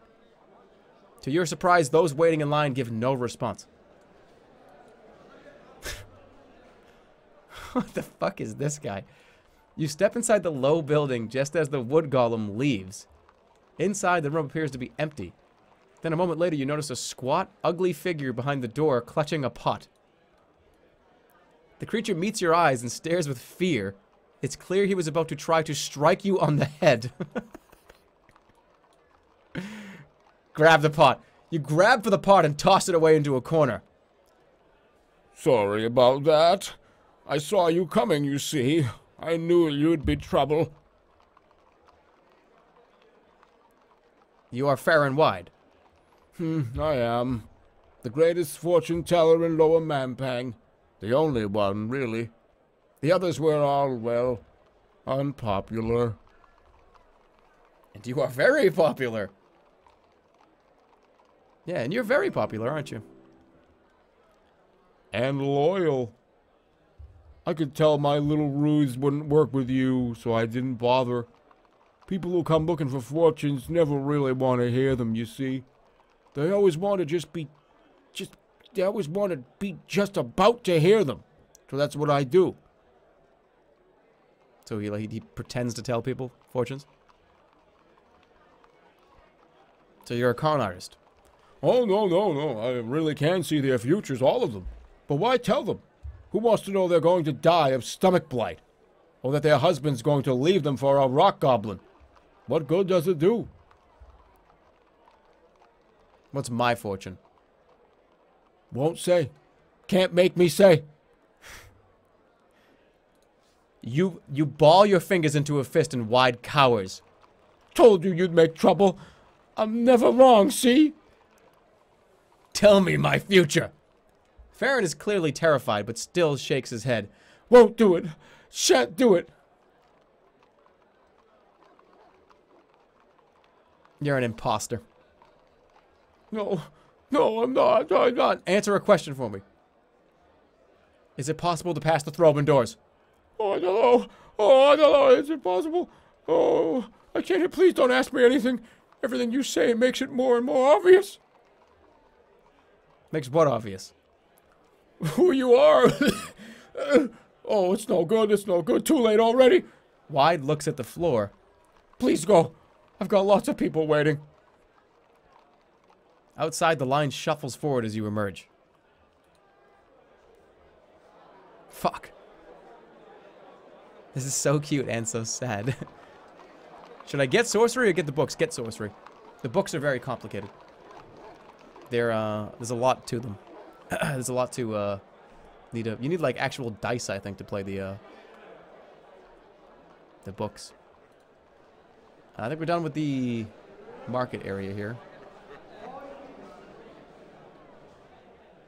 You head away from the maze of stalls and shops. There's a sudden commotion amongst the crowd. People are shouting and pointing. Looking up, the skies have been darkened by widespread wings. Birdmen. Apparently some guy thinks this is pretty fucking funny. Let's watch. You watch motionless. Perhaps they've not yet seen you. The people of Mampang are terrified and scatter in all directions around you. The birdmen swoop down onto the ground in the now empty market. Then they begin to pound across the flagstones, but not towards you. Instead, they enter the hut of the fortune teller, fair and wide. A moment later, everything is still. Oh no. Keep watching. You keep watching. What are they doing? Are they arresting him for talking to you? And will he sell you out? Keep watching. You stay low watching. Nothing happens. And then the thatched roof of the low building explodes outwards and the birdmen rise from inside. Fair and Wide dangles from their talons limp. The birdmen wheel about and disappear towards the inner tower. Which way now? Alright, yeah. Danny DeVito got scooped up. Fair and Wide. Far and Wide. We're over here already. Might as well just go this way. I got him fucking killed.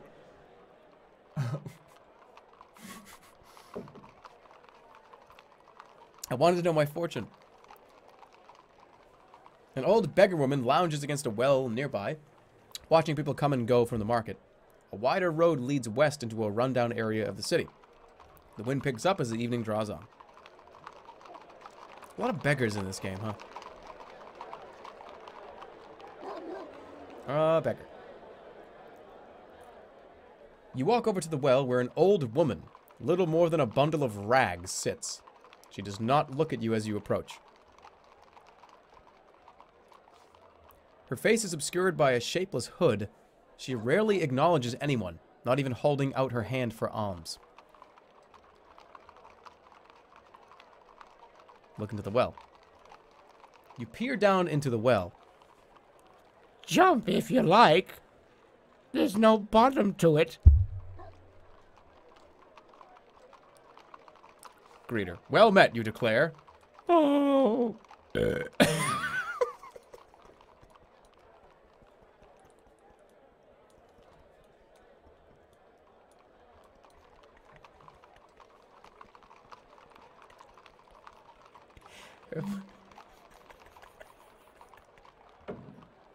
Her voice then...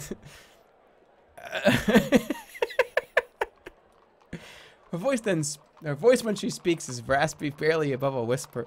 Her eyes when they meet yours are smooth, glossy black. There you are, brother. Found you. Now, spare an old blind woman a coin. Enough to buy a crust of bread, perhaps.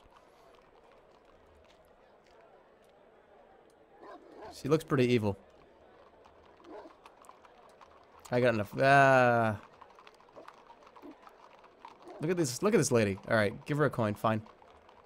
You toss a gold coin onto her lap, and she rocks back and forth, grinning. Oh, love. You have made Javine a happier woman. Bless you for helping me live out my last days. She pauses to test the coin between her teeth and nods. Now, love. Anything else for an old blind woman? Who are you? Well, now, my love. Most call me Free, but you could just call me Javine. It's my prettier name. What happened to your eyes? Well, you don't waste time with pleasantries, do you? But I'll tell you my tale. I was called on by the Archmage himself to examine one of his creatures. The Archmage makes creatures, you see, all mixes and kinds. This one was a mucusy, slimy sort of thing called a mucolytic. A miserable thing born totally without fear. They are almost deaf and speak only in whispers, and they go like that. What happened?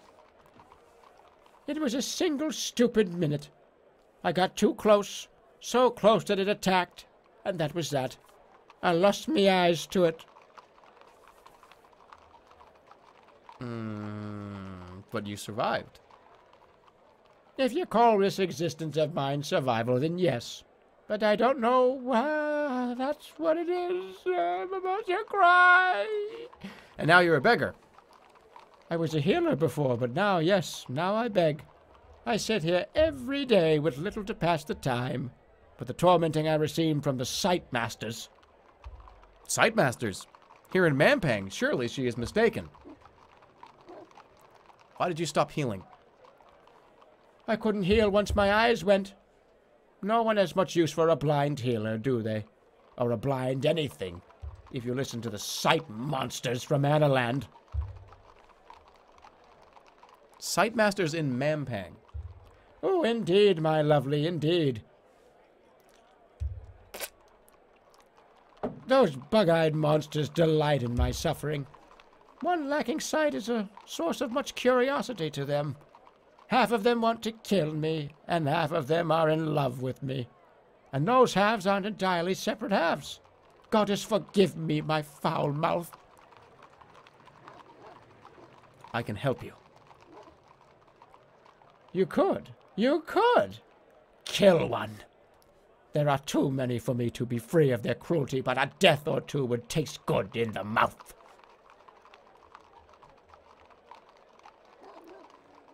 What do I get in return? I will reward you. I still can heal, and I also hear many things, love, and some are secrets that you might want to know. She yawns with such vigor that she throws a cascade of spittle into your shoulder. What a lovely chat. I so rarely get to talk these days, love. Come back any time. She grins. Especially if you do know, you do the thing we talked about. And she draws a line across her throat.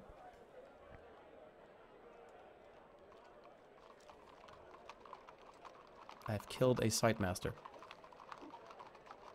Just lie to her. Hey, I did it. I did it.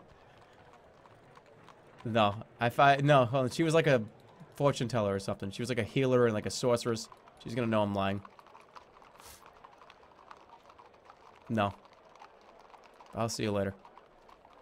Goodbye, you declare with a nod. You leave the woman huddled by the well.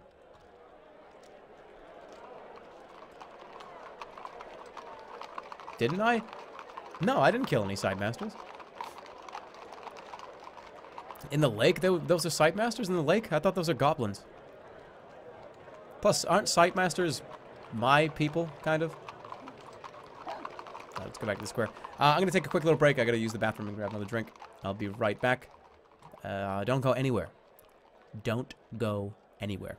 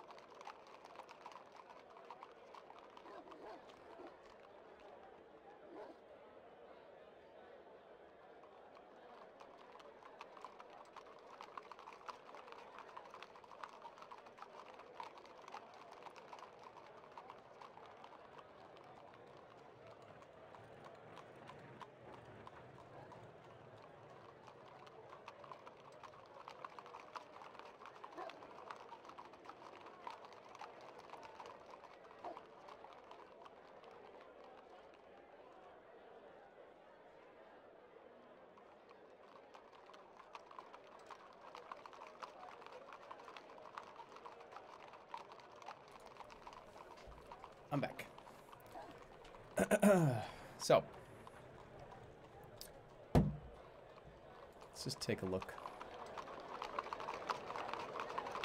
Gone up and through here, there. I wish I could still have the markers from where I was, because I could see like where I've been. Let's go down the road. He didn't wash his hands? No, I didn't wash my hands. I took a piss, I didn't wash my hands, and then I made food. Yeah, I made, like, chicken salad with my hands. I took, like, a big, long piss and then made fucking tuna salad with my bare hands. And fucking fed it to my enemies. No, that's not... I didn't do it. I washed my hands. I always wash my hands. I'm a clean freak when it comes to that type of hygienic shit. Okay?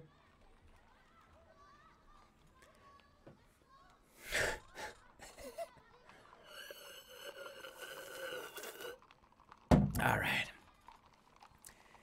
You walk west out of the square following a wide road. It passes by a large gate. Before you is a stone facade that stretches the length of the street. Two men in heavy robes sit on the steps. Hey, Jeremy, did you know that Snaticats are invisible? I did not know that until right now, Gardner. Thank you for 2 months. But they are. And then the real Mr. Zombie, thank you for the 300 bits. Jeremy, you're a comedy gem. Only you can make me laugh hard enough to almost throw up.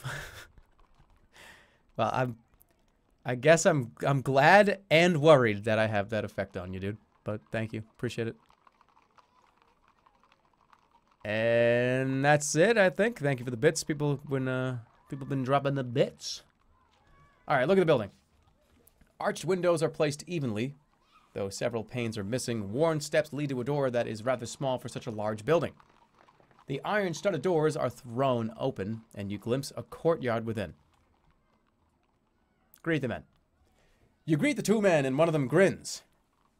Greetings, brother. Feel free to enter, but you'll have to excuse us. My companion and I are a little busy betting on the patterns of the crowd. Okay, go inside. You nod and make your way through the gate.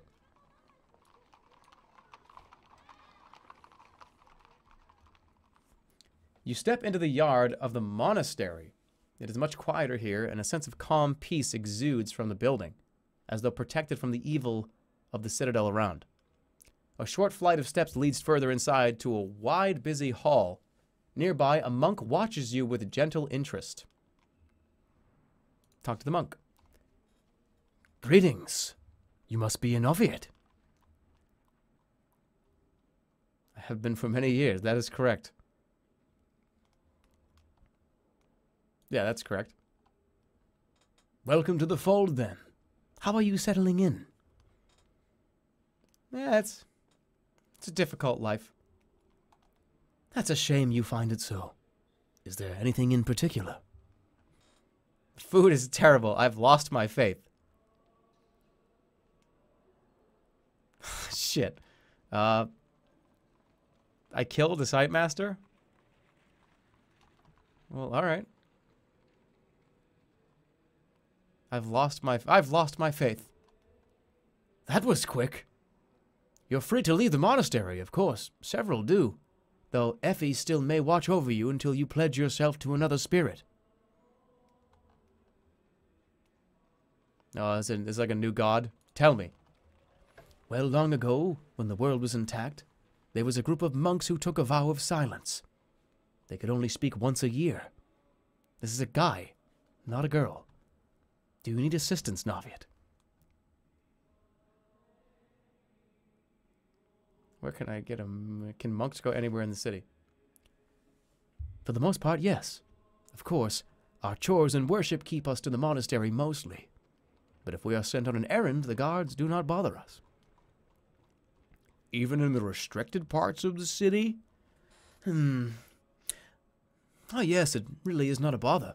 I suppose the guards think us harmless. You move away, disguise intact. Oh, I have the robes on. Cries and cheers come from inside the monastery building. I have these, like, fucking drapes on. Okay, inside the monastery. You climb the steps into the monastery building. This place seems rather busy for a monastery. Monks and citizens crowd around long tables, and a commotion is coming from a crowd to one side. Wide doors lead deeper into the monastery itself. Small iron-lined windows dot the walls, allowing a little light. What can I do?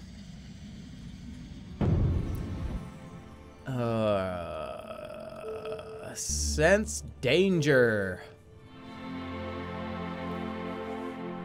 Looking to the stars, you craft the magic and a steady voice begins to speak to you. But for once, the voice is reassuring. This place holds no unwelcome surprises. Its message delivered, the spell goes away.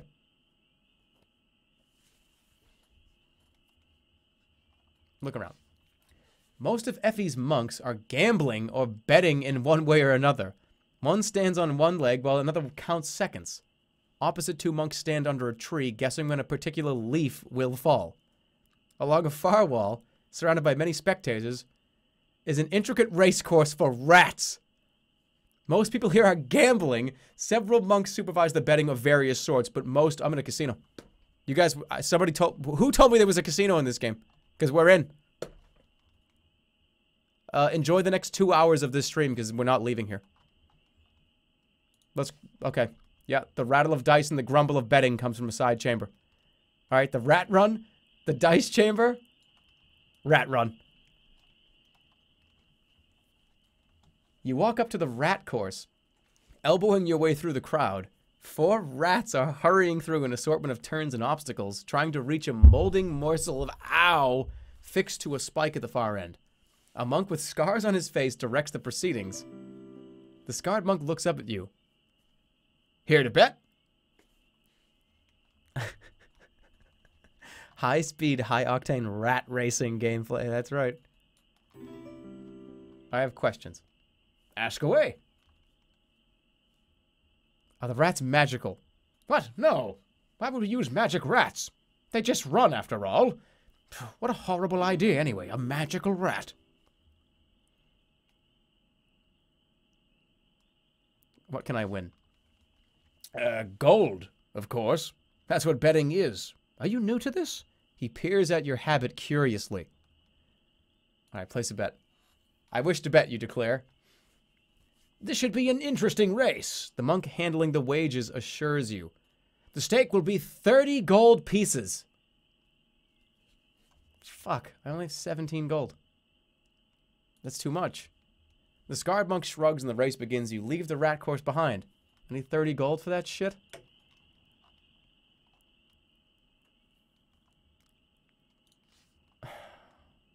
It's night outside. 30 gold? The dice chamber? You walk over a long room set with a wooden table on which several games of swindle stones are being played. You find a monk who grins at you. Fancy a game, brother? We stake 10 gold pieces in Effie's honor. My cheer didn't show up. I am ashamed. Alright, let's do it. 10 gold. It's time to play in the casino. The monk counts out 3 dice each and takes the first bid. 3 dice each. By Effie. I've never seen you before, brother. You are new here? Alright. 3 dice each. So I have 2 ones. I could say there's 2 ones right off the bat. Or I could, you know what, let's just say... Should I say 3 ones? Because he might know. That's a mistake. I'm gonna go 2 4s. Or 3s. 2 3s. Don't you dare call. 3 3s. Oh, really? Don't fucking think so, buddy. Call. You have to have 3.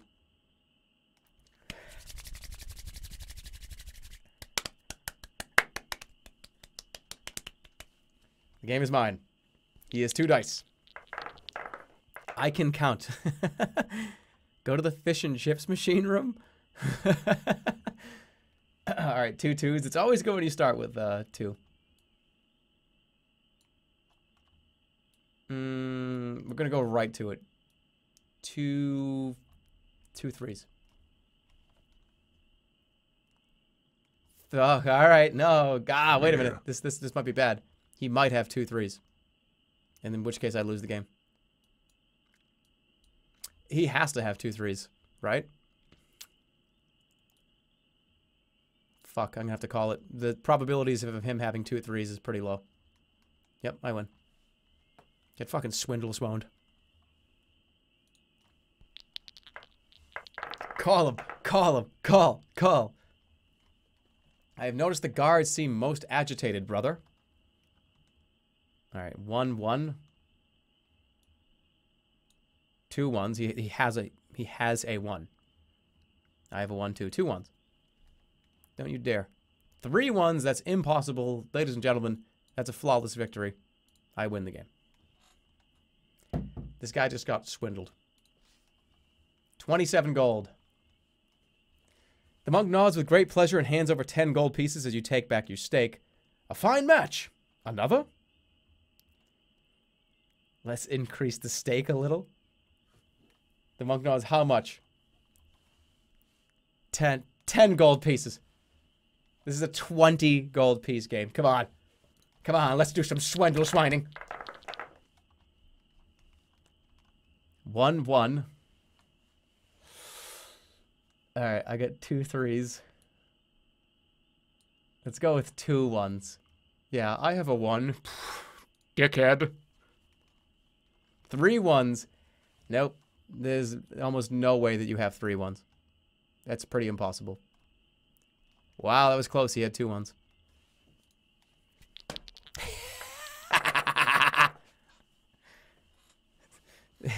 It's rigged. Oh boy, this is a guaranteed winning round. I gotta play it right though. Like that's a straight up 3 2s. We're gonna just fuck with them right now. 2 1s. 2 1s. Oh, I have 2 4. Oh, that's not good. Here we go. No, I can still 3. Yeah, guess what? Oh, 2 4s. 3 2s. He's gonna call this and he's gonna lose. I knew it. Yep. Sorry, buddy. I did have 3 2s. Game is yours. Do it again. The probability of me winning is pretty damn high. 1 5. 1 4. Oh, okay. 2 4s. Sure. He's gonna say 3 4s. Yeah, and you lost. I just made a bunch of money. Call it. I'll take the victory. The game is mine. Get swindled. 47 gold. The monk smiles benevolently and gives you 20 gold pieces as you collect your winnings. An exciting round. Again? No, I want to go do the rat race. 47 gold, it's 30 gold for the rat race. Rats, decline. The monk nods. True luck does not always favor play. He agrees. You get up from the long table, the monk bidding you goodbye, and return to the courtyard. Time for a rat race. Make a move. Seems the gambling at the monastery goes on well into the night. Yeah, like every other casino. They're all 24 hours. 24-hour casino in this is awesome. All right. You head back to the rat course. The track is illuminated by a line of torches, allowing the gambling to go long into the night. The scarred monk greets you. A bet, I hope. Place a bet. I wish to bet. This will be an odd round, the monk handling the wagers assures you. It's 30 gold pieces. What do you say? Place a stake. You place your coin on a promising-looking rat. The 4 rats shoot off, climbing a steep hill made of wood and paper. Your pick stumbles near the top. The rats then jostle through a narrow tunnel, and your favorite nearly gains the lead. The rat rounds a sharp corner, and then rush towards the finish line. Yours looks confident as it nears the end, though it is hard to tell with a rat. The race finishes and your rat loses. It placed second just behind the winner. It had raced bravely. The scarred monk pockets your money with glee. The rats are scooped up and watered, and then placed back at the start. They seem eager to do so. What the fuck?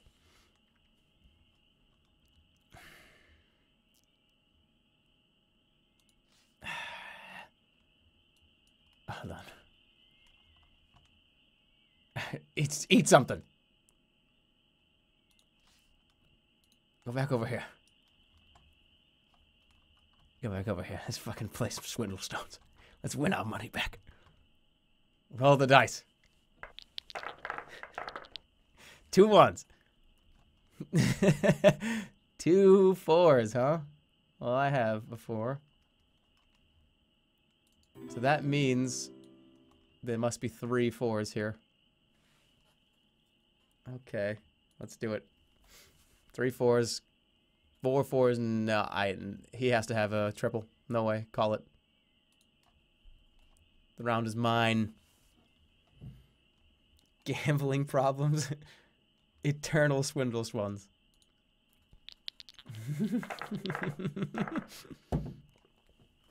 Alright, we got 2 2s. Yeah. 2 4s. 3 4s. This guy sucks at swindle stones. I'll just keep playing this guy and raising the stakes. 1 1. Okay, well, 2 1s. Unless he just lied to me. 3 1s. No, this guy sucks. Call it. I win. I got my money back. Just forget about the Archmage and gamble forever. Alright, raise the stakes. 10 more gold. Okay, let's go. I've won this, like... I've won this game. This is like... come on. 1 1 and a 4. He's gonna go with 1 1. 2 2s. Oh, shit. 3 1s. Wait, because he said 1 1, right? What was the last thing he said? He started with a 1, right? Did he start with a 1? Did he start with a 1? It's important. Very important.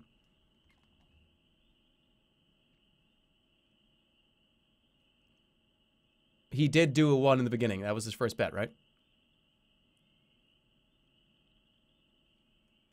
I think, yeah, he did. 3 1s. Call it and lose. Yeah. It's over.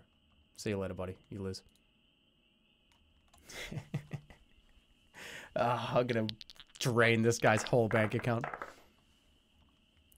Alright, this is gonna be a tricky round because I don't have a double. 2 3 and a 4. So let's go ahead and just start with 2. 2 1s. 2 1s.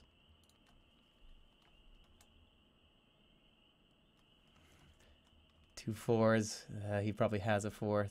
Shit. 3 4s. He could call this and win, but I hope he doesn't. Shit. Okay. He has to. Come on. Have 2 4s.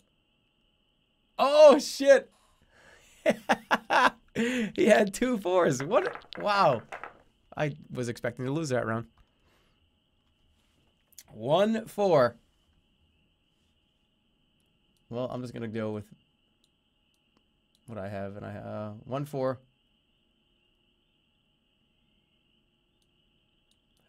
3. Where is it? Well, this is a perfect hand. 3 3s. He's just fucked. He either has to call this or he's gonna just, yeah, you lose immediately. Nice. The game is mine. Back up to 47. Raise the stakes.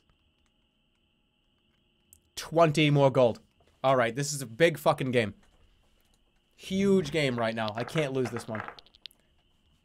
Wonderful starting hand. 3 1s. He says he's got 2. I'm gonna go right to it. 3 1s. Call it. Yes! Got him. Got him. I get the advantage. Keep it up. No, this is not a good hand. 1 4. 2 4s. That means he has at least 1. I might lose this hand here. 3. Alright, call this and have 2 4s. No, yeah. No, shit. Wait. I didn't. No! Fuck. I didn't pick the right thing. Come on. 1 1. 1 1. 2 1s. Call it. 2 2s? We both have the same hand. We have the same hand. I'm gonna lose right here. We have the same exact fucking hand. He has a 1 and a 2. I have a 1 and a 2. It's over.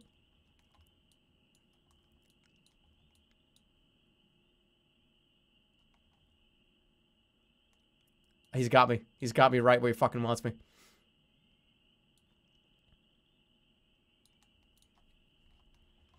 There's nothing I can do here. We have the same hand. And I went first. Oh, that's not good. Fuck. 1. Okay, I gotta lie to him here. Oh yeah, I have 2 1s. I have to get a lie in here. 1 2.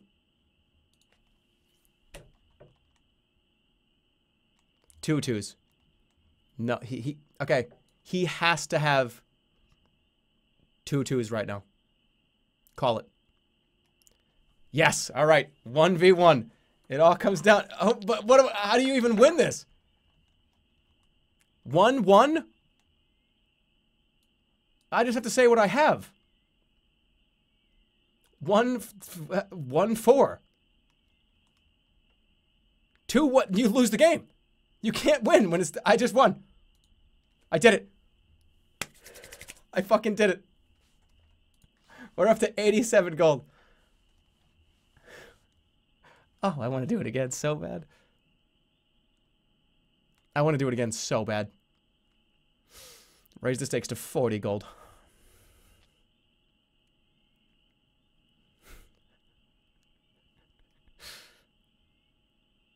Ah. It's taking everything for me not. No, get out. Rat race. Step back into the courtyard, make a move.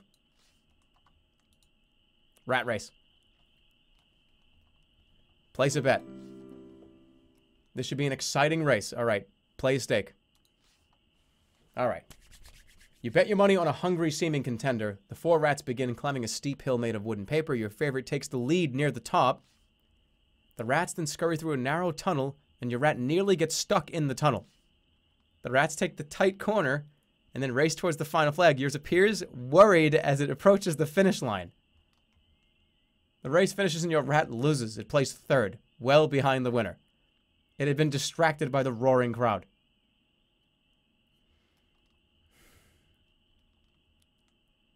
Do it again. The 4 rats start running, climbing up the steep hill. Your rat quickly vomits near the top. The rats then bustle through a narrow tunnel, and your pick nearly loses an eye. The rats run the tight corner and then power towards the finish line. Yours is distracted as it closes the end of the course. Your rat comes in. It scurries across the finish line.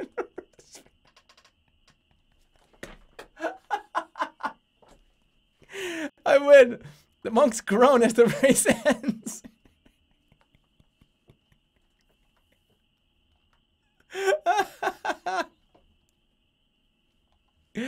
Oh, I did it. I did it. The rat did it. Oh, no. Don't bet. Get me out of here. 117 gold. He throws up. He just like...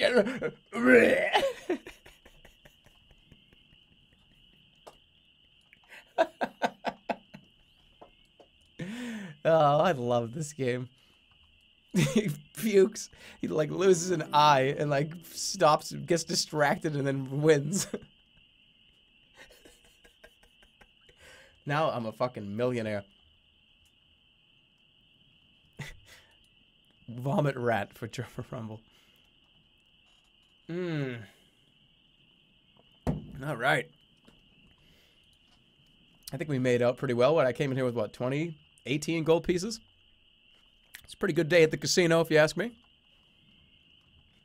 Thank you, CritFest113 for your sub. Welcome to the channel. Glyphbin for 6 months. Homeless shelter incoming. I don't think so. 117 G's, man. Impeccable chin, 500 bits. You have a problem. You haven't been the same since fish and chips. Hey. It's not a problem when you win, right? Right? It's not a problem when you win. It's only a problem if you lose. But thanks for the 500, dude. Did I miss anybody else during that whole thing? BD212, thanks for the sub. And Gardner93, don't think I got you. Thanks for 2 months. No, I think I got you before. Yeah, I did. And the real Mr. Zombie Jesus, I don't think I said hello to you after your 300. Get 600 for the cutlass. I already have the cutlass. I don't need to go get it. I'm done with this place. Make a move.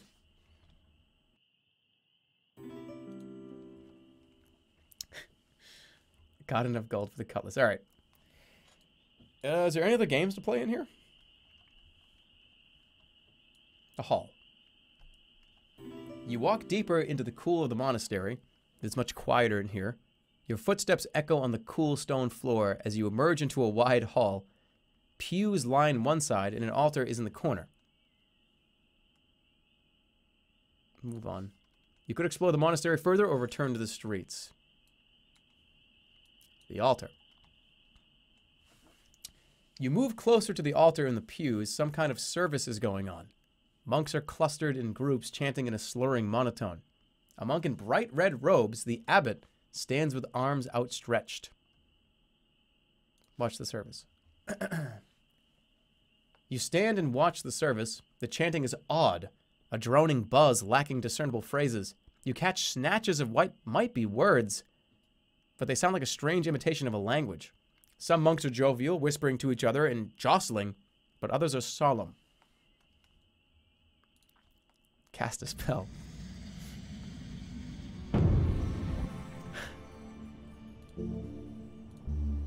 Zip cause teleportation. Like, just ruin their sermon. Hot? God, throw a fireball? I don't like this service. I'm gonna take a bunch of money from your casino and then burn it down. Rap, talk all languages. 6, clone the caster. Why would I want to do that? Nap, cause sleepiness. Those age-old vomit strats. I'm not sure what to do here.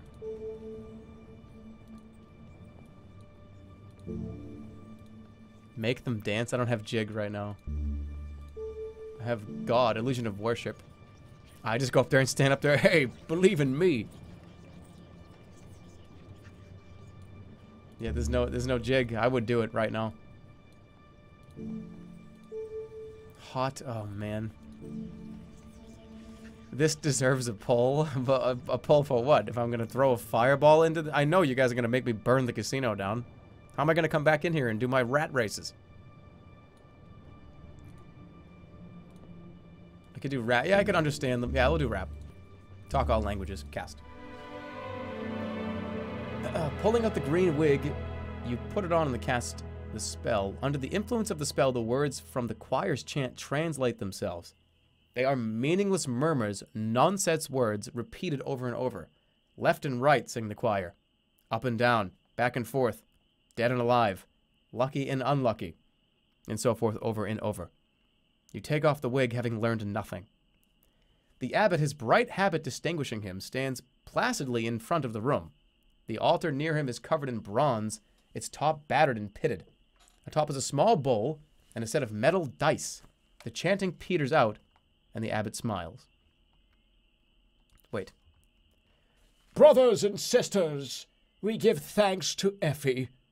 We meditate on the changes and chances that fill our lives. We give ourselves over to the dice roll, to the risk, and let her nudge as she sees fit. He gestures to a monk who approaches the altar. Sister, it is your day to roll. Wait. A monk approaches, grasps the dice, and then tosses them across the altar with a clang. The abbot considers the dice and tuts. No luck for you. Half rations for a day. Think upon this chance. It keeps wanting me to go to bed. Wait. There is a long stretch of chanting, and then the service comes to an end. The monks file out towards the gardens or linger by the altar. The echoes die away. The monks stand and file away. cloister. You step back to the doors once more. All is quiet in the chamber. Let's rest.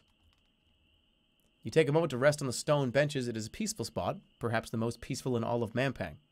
All is quiet in the chamber. Monks move softly around the darkened rooms. The dormitory. You head down a short flight of steps into the dormitories, nodding at bypassing brethren. You find a row of plain cots and a table cluttered with different games of chance. Yeah.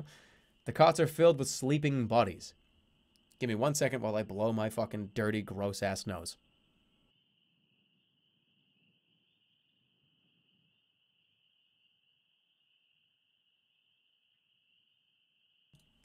Okay. Sleep. Trusting that your habit will keep you out of trouble, you stretch out on a berth. Removing your pack, you try to settle despite the hard floor. At least you've eaten once already today, so do not need to eat again to avoid hunger. Close my eyes. You lie back and try to forget your troubles. You feel quite safe here, and you do not dream. Thank you, Can, or Concerto. Concerto, thank you for your sub. You changed to using the cutlass, +6, ate 1 provision, and gained a huge amount of gold. Entered the monastery of Effie the Fortuitous and spoke to Shadrach Stone. The Archmage is aware of you. And you blew your nose, and you feel better for it. You wake refreshed, then sit bolt upright as you find 6 monks sitting around the bed, watching you intently. As your eyes open, one punches the air, and the others shake their heads. They exchange a few coins, nod to you, and then move away. You climb back up the stairs to the quiet chamber. Wait, were they betting on if I was going to wake up or not?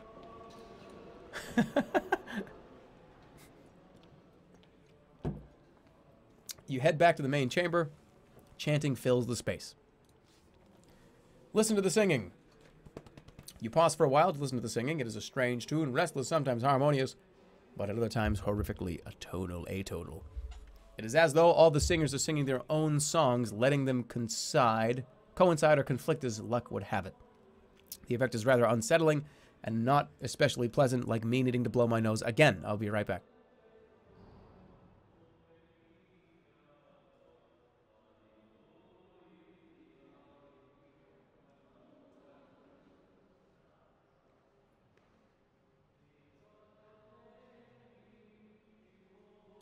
God. Monks move this way and that about their business. I think I'm done here, huh? The courtyard. You step back into the main courtyard. What can I even do here that's a spell? I mean, there's sense danger, there's sap, cause depression. Should I make all these gambling addicts depressed? That doesn't sound like a good idea.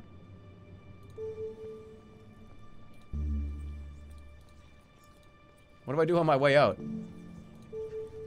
How? Safe passage? Yap. Oh! The rats! The rats! The rats! The rats! I need to... Okay, I'm gonna... Yeah, let's talk to the rats. Rats, rats, rats. Yap. Talk with animals. Taking the wig from your pack, you wear it and form your spell. There are no animals around you to talk to, but from the rat race course you can hear a tiny voice. I win again! The cheese is mine, you bumpkins! Oh, that was dumb. Make a move. Who's... Someone's... The cheese is mine, you I fucking love rats. Who doesn't like rats? Rats get a really bad rap, by the way. This guy's laughing in my face. This guy's gonna laugh again and it's gonna interrupt me. Shut up! Whoa. Whoa. Alright, let's get out of here. You make your way down the steps and out of the monastery. Yeah, everybody like hates rats. Like, rats and mice get a really bad rap. They're mammals. Why do people hate them so much? I get it. They like hide in your walls and they shit in your bed and they eat through your fucking PlayStation cords and stuff. But like, the actual animal rats and mice, they're fucking cool. Like, rats are wicked cute and funny and they have like the little faces and they're like big and fat and ugly and stupid and bad and a shitty dumb animal. I love them. And they stink. They fucking have this terrible stench. Let's contradict ourselves. No, I love rats. Real talk? Seriously? I think rats... I like rats better than cats. You know what I mean? Like, I'd rather have, like, a rat than, like, a cat.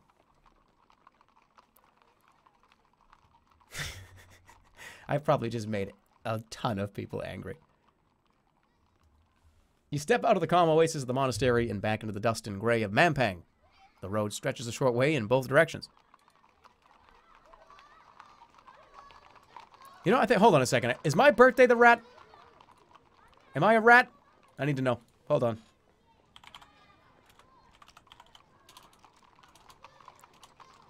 Alright, what months are the rat? In, like, astrology. In the Chinese zodiac. Chinese zodiac rat. What is it? I hope it's me. Oh, no. By 1 year.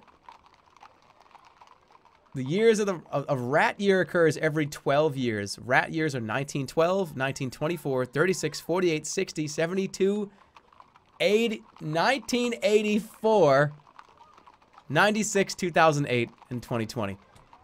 Fuck. Damn it. By 1 year. What is... Alright, what is 85?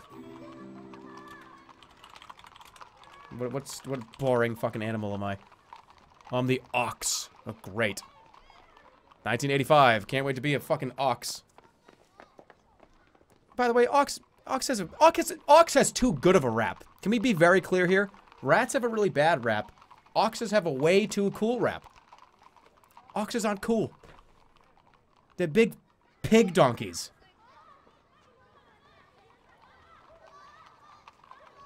Everybody loves oxes. Oh, by the way, the American bison is the official animal of America. It should be a fucking rat.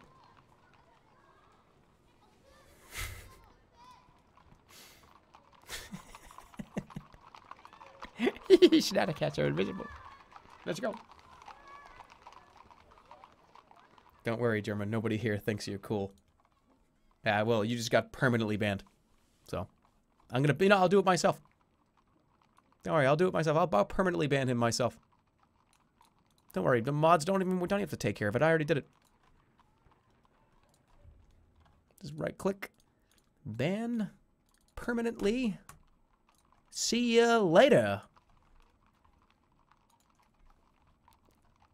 Forever. Permanently.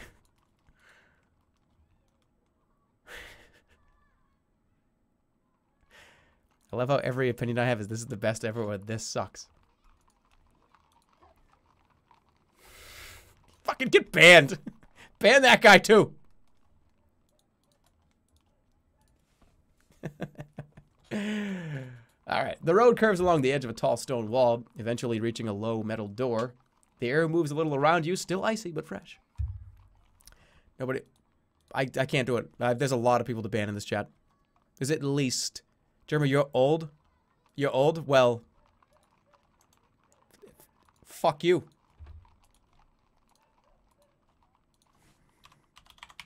Yeah, what do you say about that? Everything you guys have said has just been deleted. Calling me old and shit. How dare you? How fucking dare you?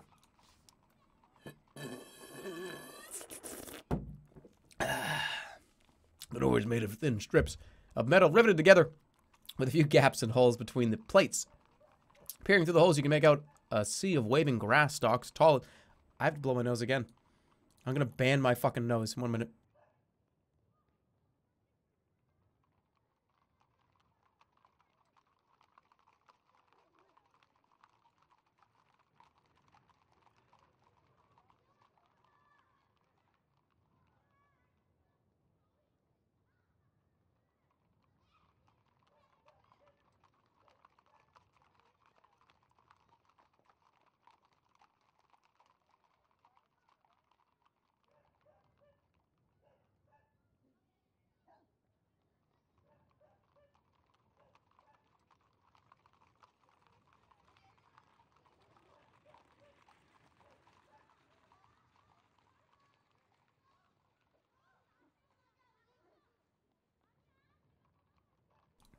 Okay. Let's go. All right. Let's go inside this building. Or inside this, where this, what is over here anyways? Big open field. The fields. Sure, why not? Mystery stream. You slip under the archway into a wide field of wheatgrass. Each stalk is taller than you stand. The heavy door slams shut behind you. Let's move on through the... That slammed shut behind me.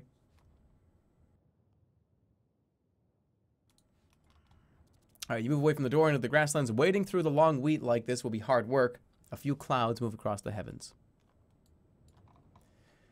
Well, shit. Well, it's either this way or that way. Why would you go this way? Let's head towards the dome. Jerma is a mistake. You walk on through the long grass, then something large slithers over your foot. Hopping back, you see a large snake disappear into the wheat. Attack. You slash at the snake, but only manage to scythe a few stalks. You lose sight of the beast as it slithers away. I want to test my new weapon, really. Wolfie B, thanks for 2 months, too. Welcome back. The Spire. Yeah, there is always snakes in the grass. Yeah. Thank you, Zito. Welcome. You stride onward through the field of wheat. The spire stands in front of you, as high as an ancient tree, but impossibly thin. How can it stay upright? At the base is an opening just large enough to enter. Let's look at it. The spire is built from tiny stacked stones into a low, pointed tower. It is clearly old and somewhat poorly maintained. There's a low door at its base, though it hardly seems large enough for a person to enter. You could venture inside the dim space within the narrow spire. As the morning moves on, the wind begins to rise. Sure. Weak light filters in from above, but the ceiling is shrouded from view. There is no floor, but the grass underfoot is pale and short. At the center of the room is a small shrine, a cut stump of wood on which stands a tiny clay idol. Let's take a look around here. You investigate around the shrine, but find nothing except a rotten ladder bolted to one wall, most of its rungs missing. Let's go up. You attempt to scale the ladder, but there are too few handholds, and the ladder is far too old to be of any use, even if there was anything worth climbing up to.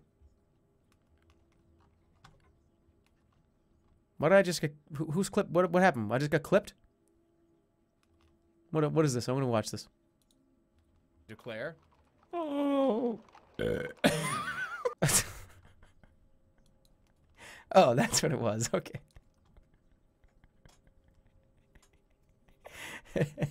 That was fucking gross. Let's go to the shrine. You approach the shrine, a hefty tree stump.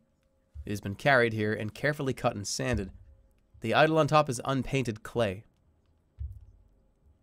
Pray at the shrine.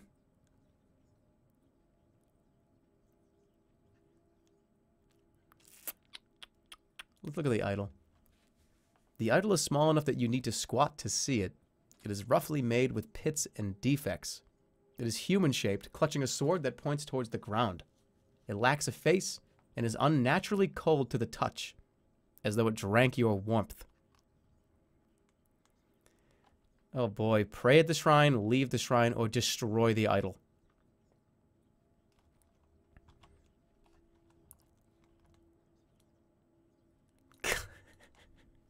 Clip him watching the clip. Hold on a second. Hold on, wait. Wait a minute. Alright, somebody clip this. Declare. Oh. Oh, what the fuck was that? That was disgusting. I can't believe I did that. Wow, what a fucking weirdo. Clip that. Clip it.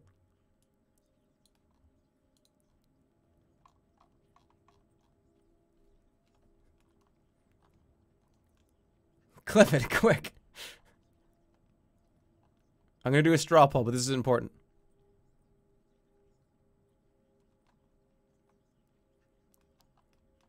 Wait, what? Good acting.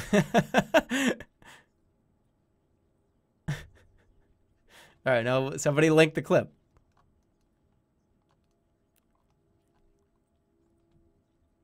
Acting stream. Nobody did it. Nobody fucking did it. Oh, there it is. Okay. What's this? What is this clip of? Hold on. Wait a minute. Holy shit. Wait, what? All right, somebody clip this. What are we talking about? Clip this. Declare. Oh. Huh? Oh, what the fuck? That was disgusting. What? I Why can't believe I did that. Oh, shut up. Shut up, what a you fucking weirdo. Clip it, quick.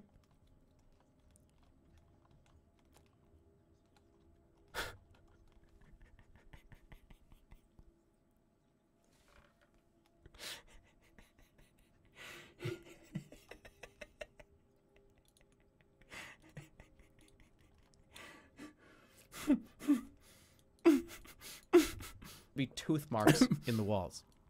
That's not even the right clip. Wait, what? All right, somebody clip this. What are we talking about? Clip this. We're talking about you getting clipped. Huh? Me burping. What the fuck? That was disgusting. What? I can't believe I did that. Oh, shut up. This is fucking stupid. Weirdo. Clip it, quick.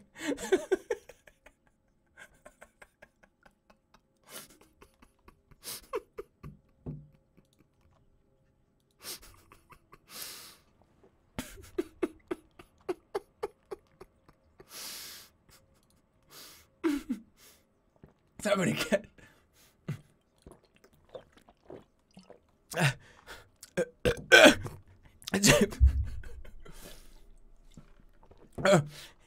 That's not even it.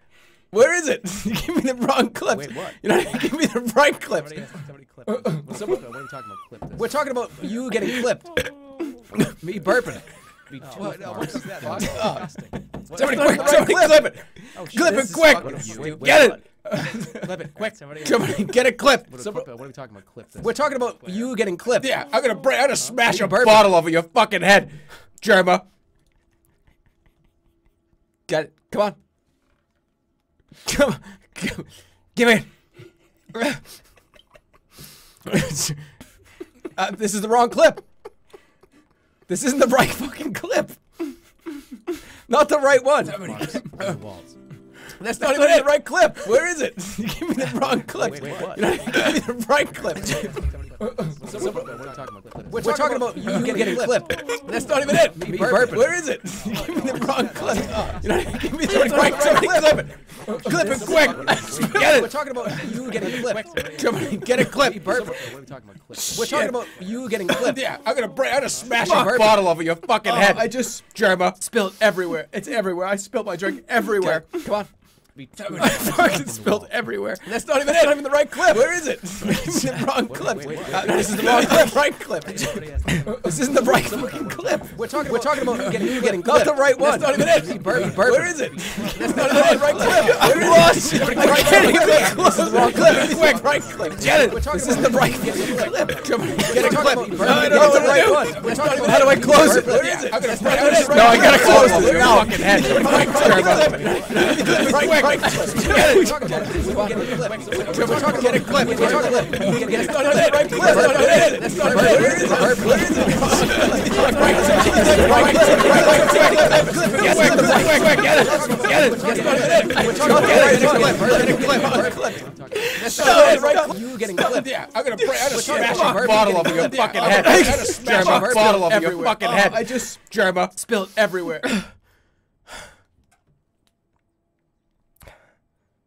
Fuck. No, no more clips. No more clips. I'm done. Hold on. I need a minute, man. I'm in fucking pain. I've ruined I spit fucking a drink. My whole drink dumped all over my penis and all over my keyboard and shit. Oh my god. Oh. So many fucking... No, what was getting me was like the other burps. Hold on. I gotta be right back. Oh, fucking somebody just gave me $100. Hold on a second. Give me a second. Get some tea. 1 second.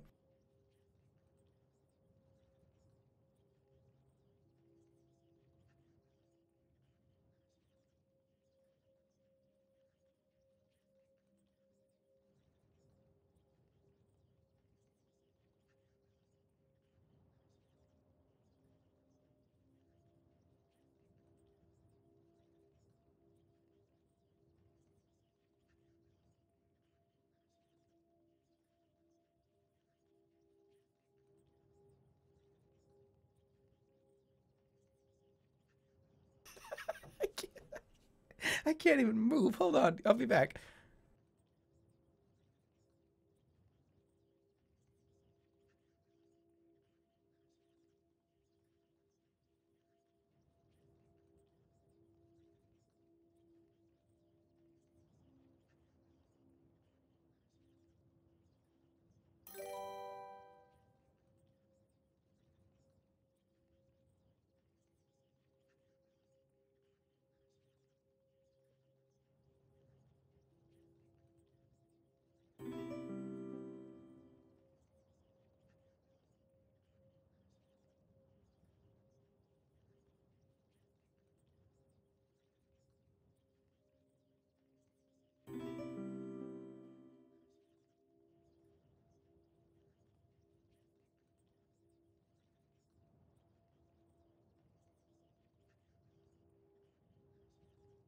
Yeah.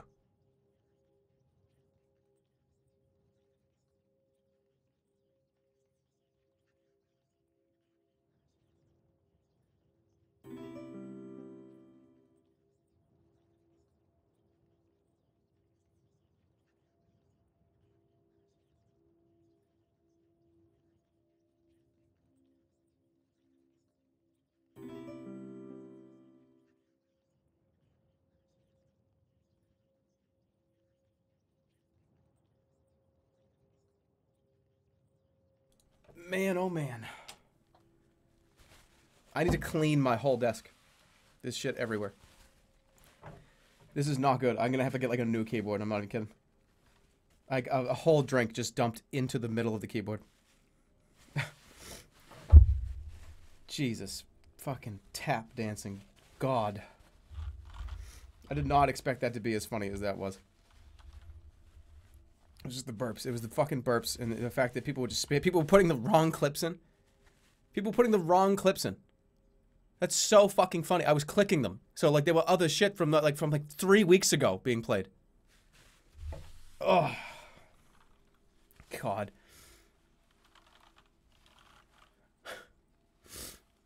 If that kept going, I would have choked and died. Me too. Like I would have died on stream. I would have choked on this drink and died. Well, that was fun.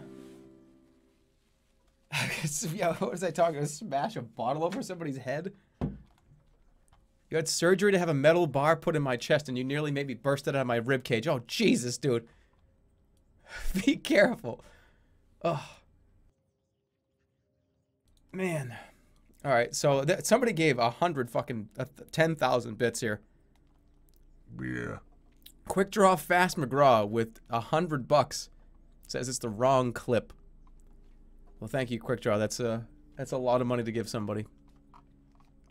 Much appreciated, dude. Oh. And then Inyukuri with the sub. Thanks a lot, man. Welcome. Haven't laughed that hard in a long time. That was I've laughed. That was yeah. I mean, I've laughed at a lot of things over the last like couple of months, but for some reason that just seriously just dug into my body and wouldn't let go. Man. But yeah, thanks guys. Thanks to also to the resubs here. There were a couple, I think, during that nonsense. Clip it, Jamie Zors. Thanks for the 500 bits. Clip it. Tsunami Shadow. Thank you for 5 months. Oh, and then like a bunch of people gave bits too. Like you guys are too kind. Thank you, real zombie Jesus. Let me get rid of this. I don't have much to give, but seriously, Jerma, I fucking love you. Don't worry about it. Don't worry. No one's ever expected to give money to me ever. So I'm just happy that you're here and that we're kind of having fun together. So that's all that matters to me. Oh, what was I gonna do? I was gonna fucking. Quara, thanks for subbing, dude. My chair, this is gonna be ruined now. I need to go buy a new chair and a new keyboard. But this chair sucks anyway, so whatever. Okay. Well, I was gonna do a poll to say what I was gonna do here. So let's get a poll going. Oh man, that made me like have way more boogers. Okay. Idle. Pray. Leave. Or destroy.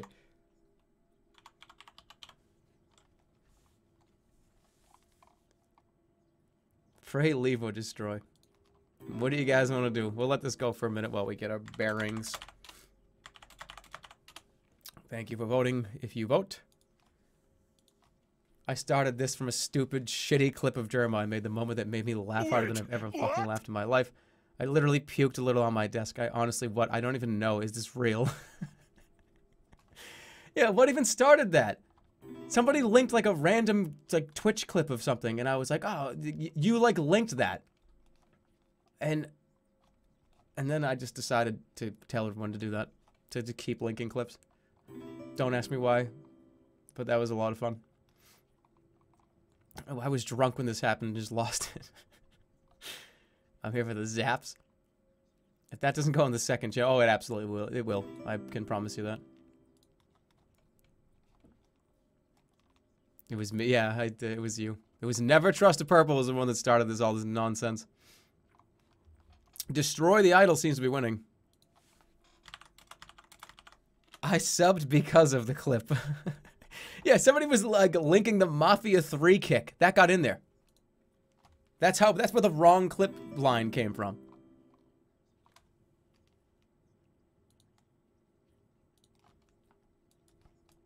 Yeah, I don't even like remember what the fuck that even just was. Yeah, somebody suggested to watch the clip of the clip, and then I just kept clicking them. What a fucking psycho I am. What a real psychopath. No, that was a community effort. So, well done, everybody. That was fucking hilarious. Cheers to you guys.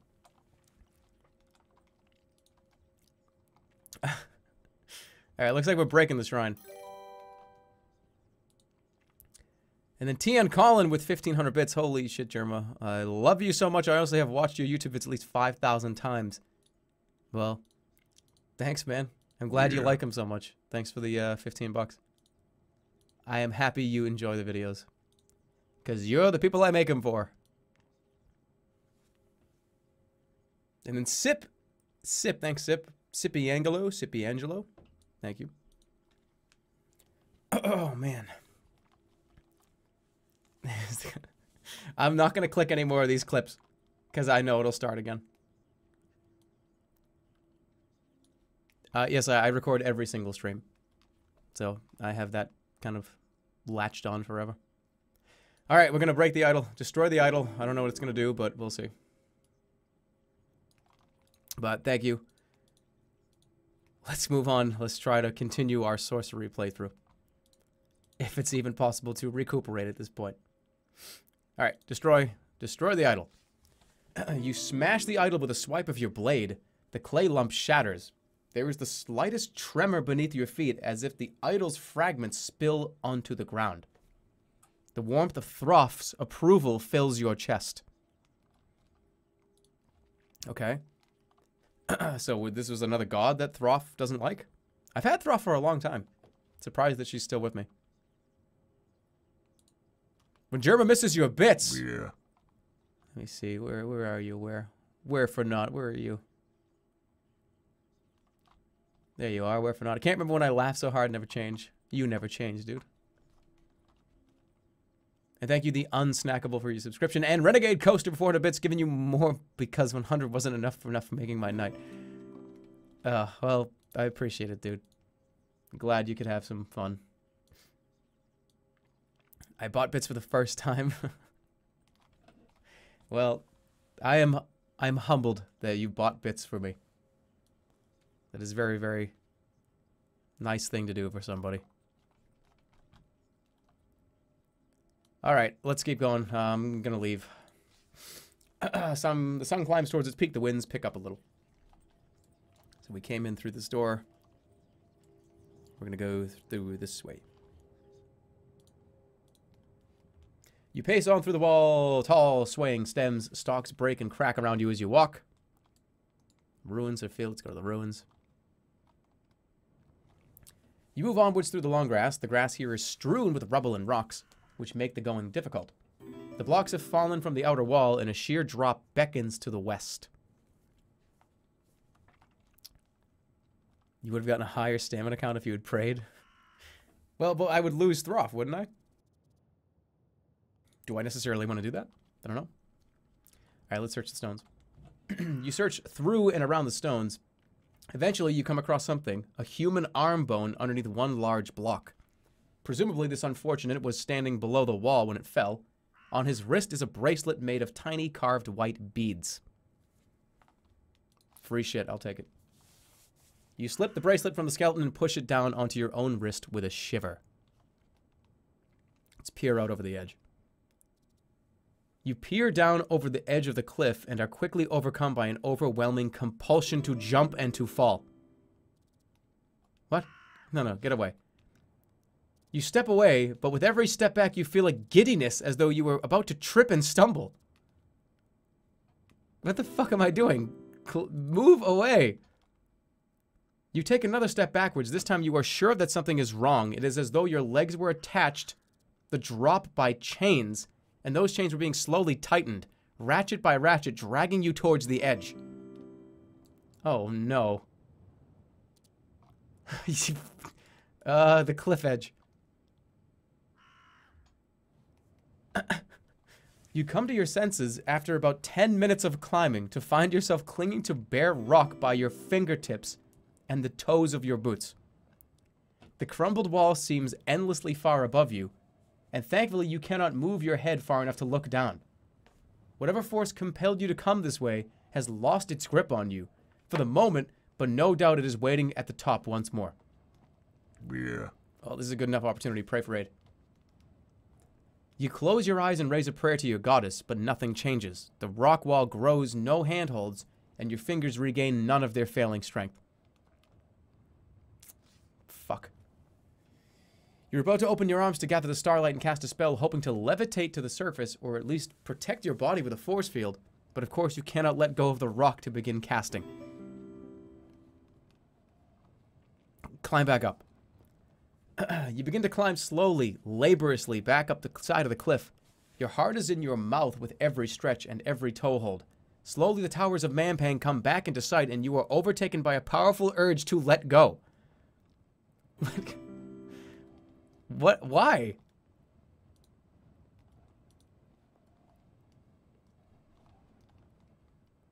Should I, like... I was listening to this while I was studying at the library. You made me laugh so hard I vomited. I had to run to a trash can so I wouldn't cause more of a scene. Holy shit. Let go. You open your fingers and let go. For a moment, the world seems to hover, frozen in place. Then you begin to fall. Oh, shit. I put too much faith in my goddess falling down. You are falling and almost at the river. You can hear it rushing and splashing over rocks and stones. As it hurtles and spreads through the valleys below, what are you doing here? What misstep has led you to this point? What of your quest? Suddenly, without warning, you are wrenched from the air by something gripping your shoulders. You twist your neck to look around but can see nothing. To all appearances, you are now hovering in mid-air. There's nothing here. A gold crest eagle? Surely so. And as the panic recedes, you hear the flap of wings. The eagles then are here, presumably to aid you, and for the moment in secret. This one must have come out of hiding to save your life. Yeah. Oh, the eagles, they're glorious. Thank you, Ninjatsoon, for the sub, and Huffle, oh god, Huffleumumpegus. I can't fucking say your name, I'm delirious. What? Thank you, Huffle, for the 500 bits. Will I ever play with Star ever again? Not even TF2, just like anything. Yeah, I mean, we played Shadow Warrior together on stream like a couple weeks ago. Me and Star, look, me and Star don't hate each other. I don't know where that came from. It's rumors, man. Don't listen to rumors. We've been together for 8 months. Is it time to get more serious? Thank you, Jake. I'd say like 2-year-long relationship is when you get serious. I was going to do 100 at a time, but the chime is annoying. Make it stop. Thanks for the bits, dude. Appreciate it. Koi TF, thanks for subscribing. And Ninja again.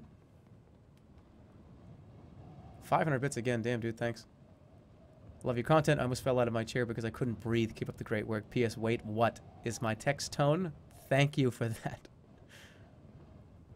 This bit thing is addicting. Addicting. Renegade Coaster, yeah. You guys, seriously, you guys are spoiling me right now. Thank you so much, guys. I don't deserve it, but thank you. I don't deserve this cash, but I've been rescued. You are now high. You are high now. Mampang is far below. I'm going to say thank you. You call to the bird, but it makes no reply. The eagles cannot speak, only crow. And this one clearly prefers to be silent. Where's he going to take me? Like all the way around? Yeah. The eagle climbs a little, swooping around the walls of Mampang towards an area of many turrets. Hey, Barefoot Cool Boy in Zirconium Flash. Thanks for subbing, guys. He's going to bring me back to where I was. After a few minutes of flying, the bird begins to swoop down, and eventually it drops you in a quiet, abandoned corner of the citadel. It does not reveal itself, but flaps away into the air all but silently. Still, at least you know they are waiting, if only to take you home once your mission is complete. I'll give a wave. Bye. You wave to the creature, hoping it escapes to its hiding spot without being detected. Then you look around to see where you have ended up. The ruined courtyard.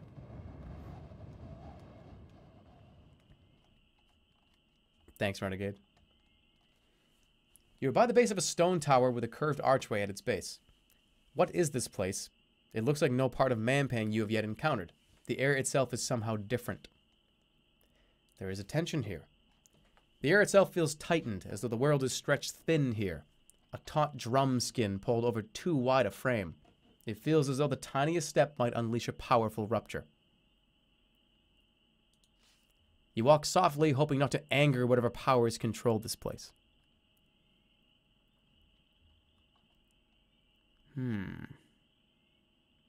Nearby towers. You look over at the nearby tower. It is a squat and ugly, low, slightly squalid... Oh my god, I can't even read. Let's try that again. You look over at the nearby tower. It is squat and ugly, with a low, slightly squalid archway leading inside. But you must keep moving. Tower. Night has fallen. You need to rest, especially on an empty stomach. You cross the waters and push your way inside the crumbling tower without knowing what you might find. Once inside, you immediately break out into a smile. This tower might be gloomy, but it's certainly a relief after the ruin outside. Cast a spell. You open your arms to cast a spell and end up falling over backwards and collapsing into giggles. Such a shame there's no one here to enjoy this place with you. It really is quite delightful. The atmosphere of this place seems genuinely good for you. What a charming place.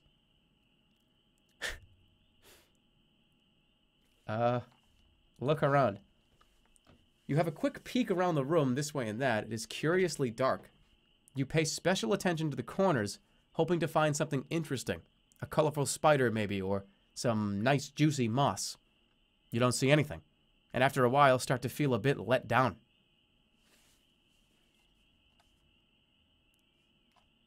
Look at the doors. You look over at the doors. There's one behind you and one in front. But when you try to count them, you find you can't quite manage it. It's probably because turning to look at one means the other one is behind, so you can't see it anymore. And you can hardly count something you can't see, after all. Eventually, you decide there are most likely 2 doors here, even if you can't really be certain. What's wrong with my character? Sit down. You drop down onto all fours quite merrily. This is no kind of place to sleep, but it's a great place to cross your legs. You try crossing them one way, and then the other, but neither way is really comfortable. You are forced to stand up once more. Clearly there's something wrong with the floor. Look at the floor. You pause where you stand to regard the cracks in the flagstones underfoot. You trace them this way and that. They form loops, branch, and then rejoin. It is, you realize after some time, almost as though all the stones fitted together.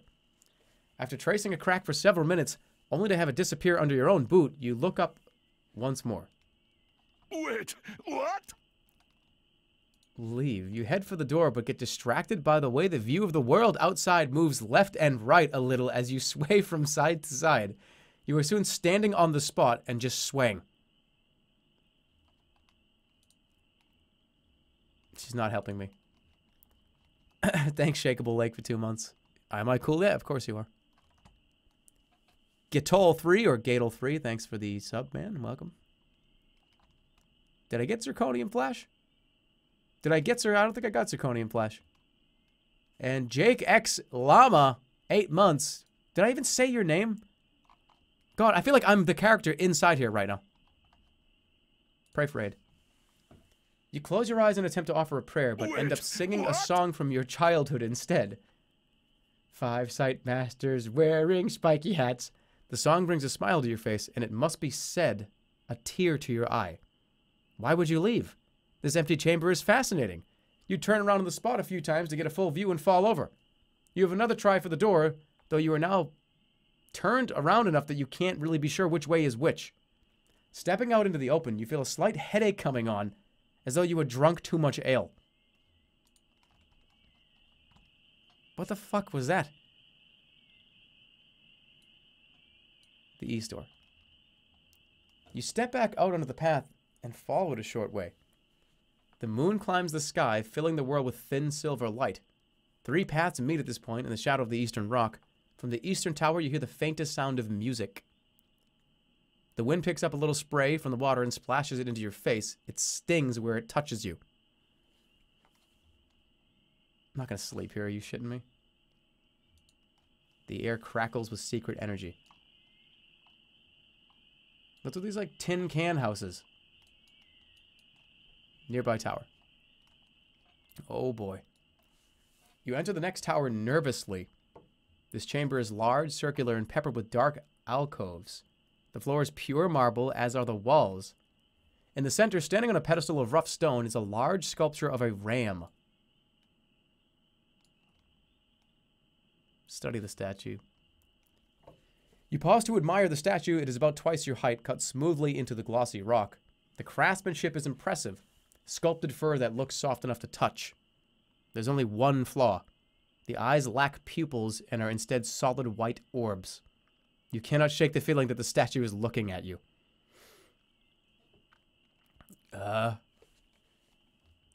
Look around the room. You scan the room, nothing moves, but the darkness in the alcoves might hide something. Across the room is a set of double doors large enough that 3 ogres could walk through. Another doorway leads north, but the path in that direction has crumbled into ruin. Have some bits, German. Well, thank you, Mexican T Radio. Mexicant Radio. Mexicant Radio. And then Will Sarcasm, thanks for 6 months. 6 months is half a year. Fuck, it's been half a year. It has been half a year. We all get older every day. Search the alcoves.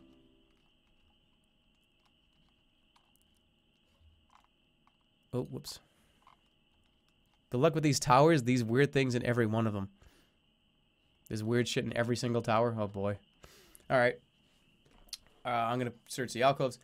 You pick one of the alcoves at random to explore. It seems bare at first, more of a stone niche than anything else. But then you see something piled in the corner. Just then, the statue behind you moves. Its marble body groans with strain as its head lifts to face you. It shakes itself, the stone flaking. 2 blank eyes stare you down. It jerks and twitches as it raises its leg. It brings a hoof down onto the stone. Boom! The air shudders with the force of a single step. Boom! The ram descends from the pedestal, never taking its eyes off you. Boom! You shift your weight, ready to leap or attack, but the ram simply stares, unblinking and unmoving. Then it takes one more halting step, lowers its head, and begins to charge.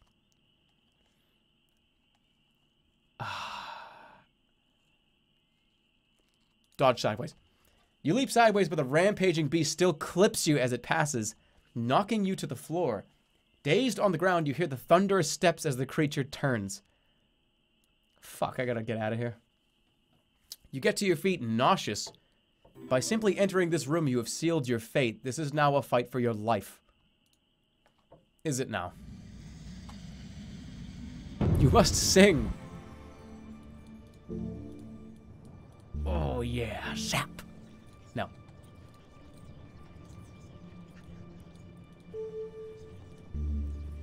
Six. Okay, 6 of us are gonna take this motherfucker on. Sap. Depression. I think I like to have like 6 of us and 5 of them distract this guy.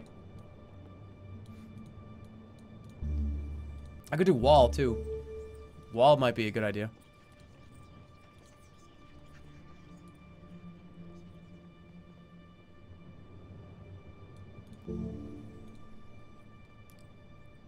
I can't pop him. There's no P here. Dumb. I can cause clumsiness. Cause slowness. I could dawes. Slowness. That might work. I'm gonna go with the 6. I'm gonna clone 6 of us, and we're gonna fucking run around in a circle.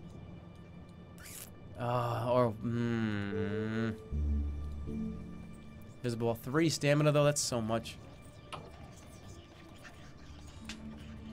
We're going with 6. S-I-X. Do it. You move the starlight into order around you, and 5 clones step out from behind you, forming a semicircle. The clones run in all directions, taunting the ram. The creature at first is confused, but falls for the bait, charging after the clones and leaving the way clear for you to run for the far door. Get out. You tug on the far doors of the chamber, but they do not budge. The ram pulverizes your faithful clones one by one until the room is littered with broken bodies, each with your features. You turn from the frightful sight and face the door. Oh, fuck.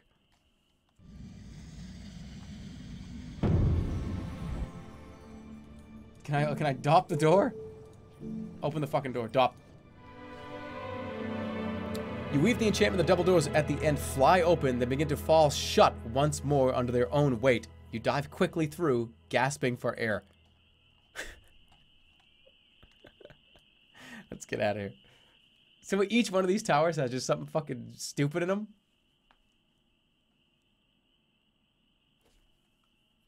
You stand atop a short walkway between 2 towers. A stone archway passage holds a doorway, but the door has been bricked over. The work looks shoddy and rushed. Kick the wall. You kick the wall. It bows with the blow, mortar crumbling away. It is weakened. For just a moment, you catch the sound of muttering coming from somewhere nearby. Kick the wall again. Kick the wall again. The weakened wall does not crumble, but you do hurt your foot. Listen. You press your ear to a gap in the mortar. You hear grunting, scratching, and the tearing of flesh. There is a thump as something is thrown against the wall, and what might be a bone snapping. Break this whole dog. Break it down. You push against the weakened spot in the wall where you kicked and it gives way. The bricks crumble inwards, leaving a choking cloud of dust. A moment later, 2 goblins squeeze through the hole in the wall, knocking you to the ground in their haste. It seems they were bricked up inside the tower.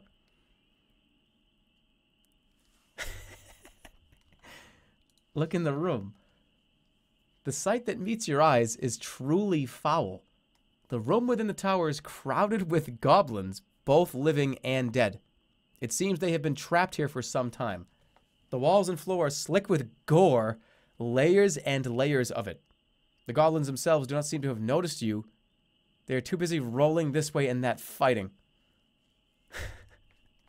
Jesus. Keep watching. As you watch, a new goblin pops into existence quite from nowhere. She whips her head around in confusion for a second before being tackled to the ground by 3 others. They snap her neck and tear into her flesh. They eat her raw. The scene is repeated a moment later in another part of the room. There are clumps of hair and teeth littering the corners. I'm going in. Stealing your courage and with your hand at your sword hilt, you step inside the foul-smelling tower. Why the fuck am I doing this? You step into the chamber. The smell is worse than you could have imagined. A few of the goblins look up from their rampant cannibalism to stare at you with slack-jawed expressions. How long have they been stuck here? Hold on. 1 second. I gotta blow it out.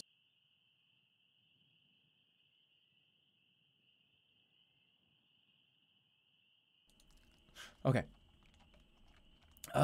Cast a spell.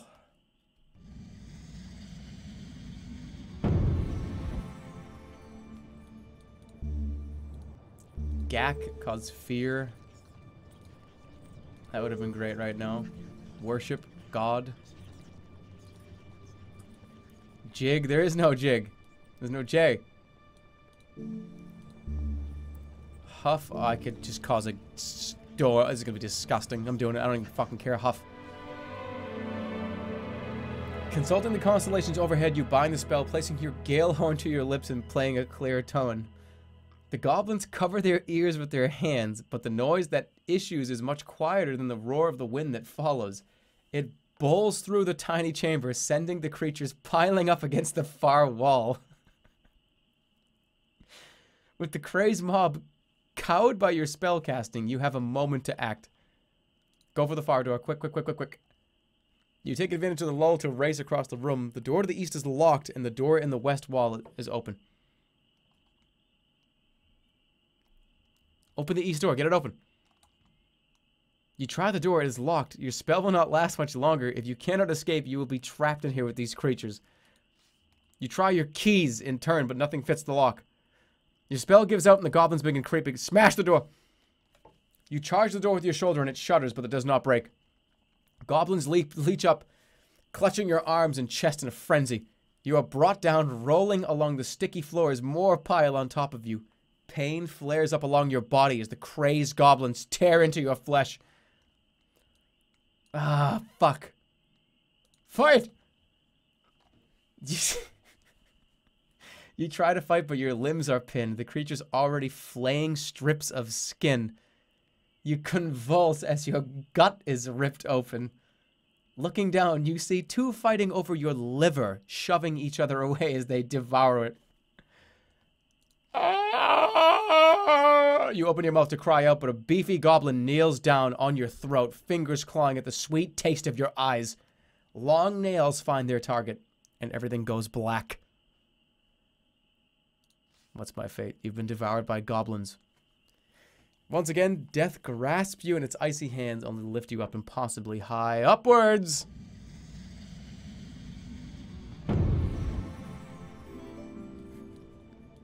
Cat's big. No, it's Z-E-D-Z. The spell finishes in a blinding net of starlight that winds around your body like a sheet. Oh, God. Oh, fuck me.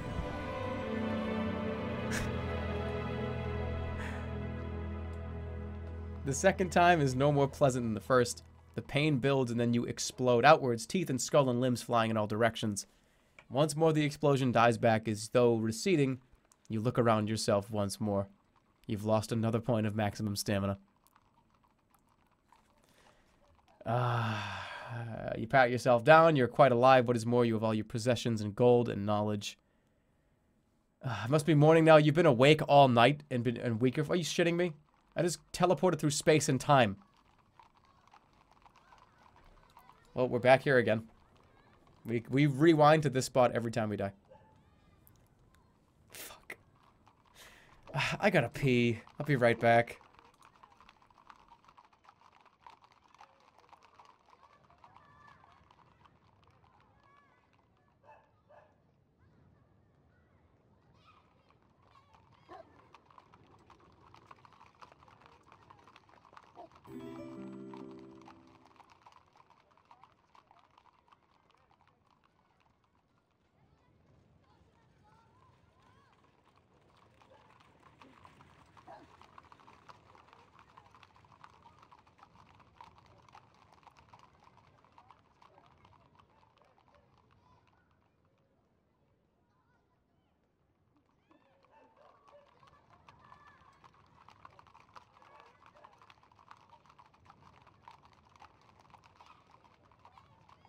Wait, what?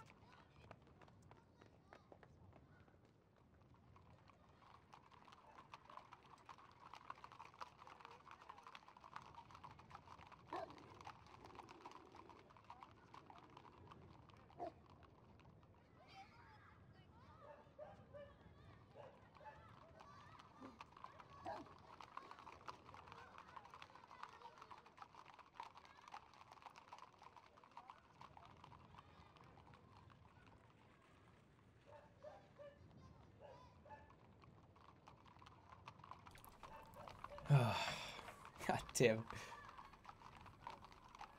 I'm peeing.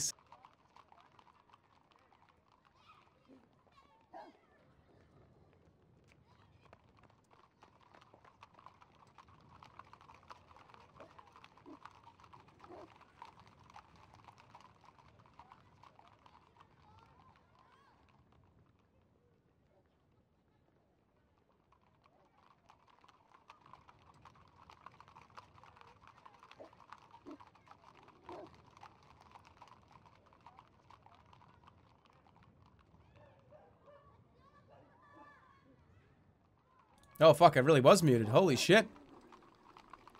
You really got me. Yeah, I would not... You know what? We would have just played for like at least 10 minutes before I noticed.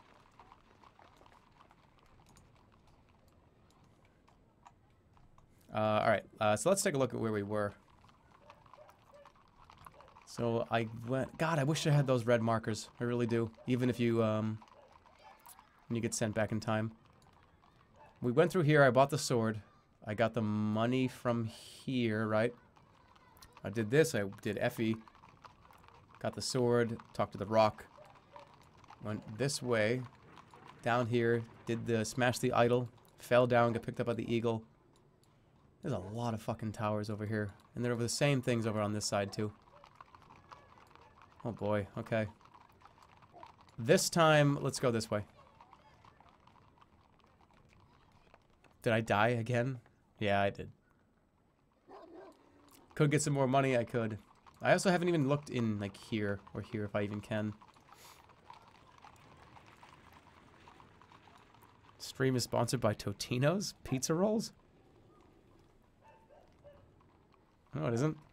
I don't have a sponsored stream. What are you talking about, man? Alright, let's just go.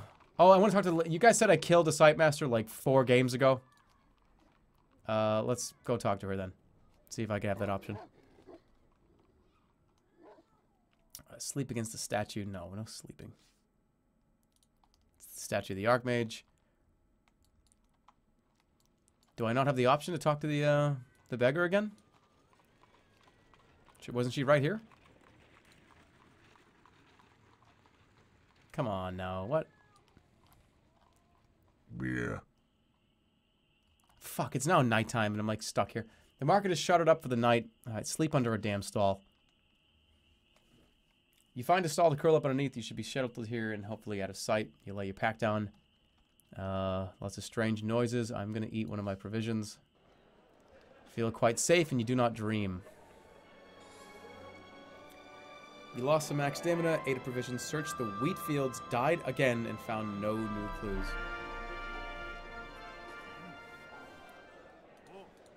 Thank you, Cyber Risk. Thank you, Cyber Riskit, for your new sub. And the Middleman Z, 11 months. Coffee, Cheetos, question mark. I wonder what the question mark is. Could be anything. Thanks for 11 months, dude. Almost a year. Alright, you're awoken by a stall owner kicking you out from under her stand. By the time you scramble away, you've sustained some bruising. Great. Which way now? Is she only here, like, during the day? Yeah, there she is. Okay, good. So, I did, you guys, did you not fuck with me? I did kill somebody. I did kill a, site master. Drop a coin in the well. I got plenty of money. Oh, fuck. I thought that was her, like, little spot. Waste of good gold. Oh, god damn it. Go greet her. There she is. Give her a coin. I gotta go through all this bullshit again? Alright, who are you? Yeah, how... You're a beggar. Yeah. Why did you stop? Sightmasters, why'd you stop healing? Oh, I don't know why I stopped. Sightmasters in Mampang? Oh, I can help you. What do I get in return? Okay. Okay, tell me what happened to your eyes. Yeah, yada yada. Oh, what happened? Oh no. So those creatures should be, well, how you survived? Okay. I've killed a Sightmaster.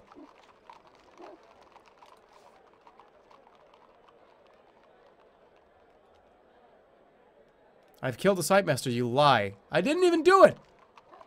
You're a silver-tongued one, aren't you? Know all the right things to say, but it's no good. I'm not stupid. I got sight. Oh, fuck. God damn it. I want to go this way. We're going to go to the center. We're going to go that way.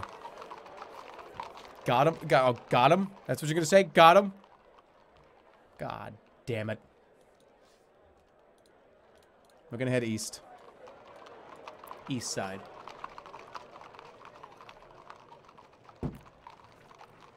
Okay, let's go. The buildings on the eastern edge are a little more ramshackle. An arch leads to another, smaller yard. An alley runs past it. A pillory sits to the north of here. As the sun climbs towards its peak, the winds blowing between the buildings pick up a little. Okay, make a move. You could cross the square or explore the fringes. There's the pillory, there's the guy again. What is in here? Ooh, this is a new room. You stroll through the arch into a well-appointed empty courtyard. From a small booth by the entranceway, a guard nods to you. Brother? Okay, this place is pretty fucking huge, okay. Courtyard. You step out into the central courtyard that fills this enclosure. The place is blessedly quiet, with several routes leading out of it. A dome looks up at the sky, and you spot the occasional birdman flying overhead. A fountain plays in the center of the courtyard. Search the courtyard. You look around the courtyard, but there isn't much to see beyond the fountain and the benches that surround it. The doors are a mixture of shops and storage rooms. A few brightly feathered birds flap past overhead. This little square is almost comfortable. Look at the fountain. The water from the fountain plays merrily over several stone statues set into the center of the bowl. Arching satyrs, weeping maidens, aged men, head-butting orcs. It must tell some legend, but what that legend might be has been clearly lost to time in the wearing water. Drink from the fountain. You cup a handful of the sparkling water to rinse it to your lips. A moment later, you spit it out, gasping for breath. The water is quite foul. Oh, that's gross. Okay, move on. A door leads up... This guy's name. A door leads out to the main square of the inner city, but there are several other doors leading off from the courtyard. One is signposted Nylock. Oh, dearie me. Nylock was the guy that is a bad guy, right?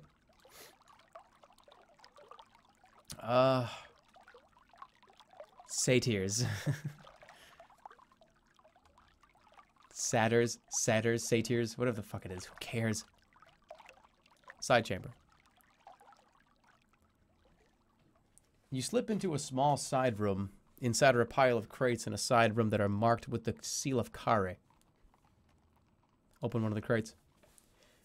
Rob this fucking place. The crates are nailed shut, but you manage to slip your cutlass between the two boards. You pry off the lid.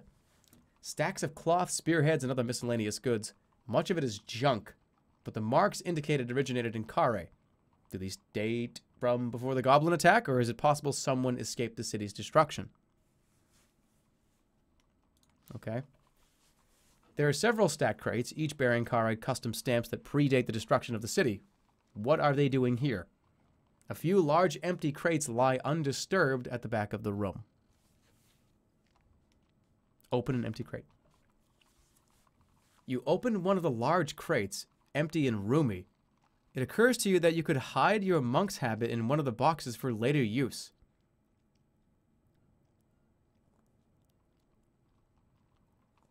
I don't think should I do that now? No, I'm gonna keep it on. Not now. Courtyard.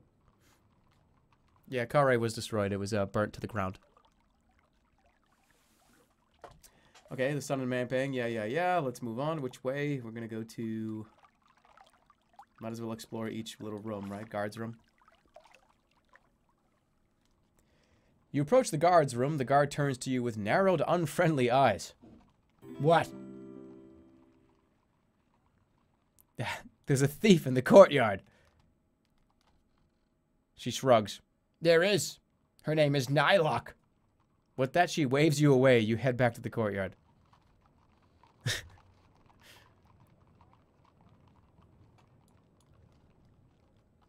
You step out into the courtyard once more. Yeah.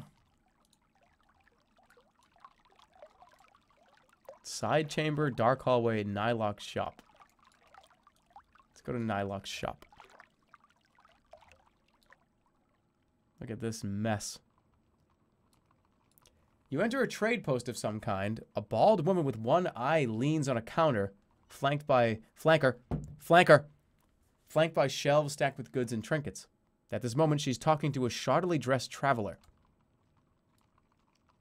The merchant Nylock glances up as you enter, then returns to her bargaining. Steal something. I'm gonna listen and wait. The merchant is shaking her head, not meeting the eyes of the traveler. Listen, I do what you have. Oh, no, let me redo that. Listen, I do want what you have, but if I buy it at that price, the Archmage will have my head. I'm already doing you a favor by not tossing you out. I see. I must give this some thought. Keep listening. You hover listening, but the trader behind the counter has noticed you. Well, and what do you want? The man at the counter seems to notice you for the first time. Something about the man seems familiar, and it would appear the feeling is mutual. You? The man gasps. Indeed, you reply with no idea who the man is. I saw you in the darkness, when the gate opened and we were overrun. Shit. Vic? Sansus? Who are you? Think back. Vic? It's not Flanker. I would have recognized Flanker. It's definitely not Flanker.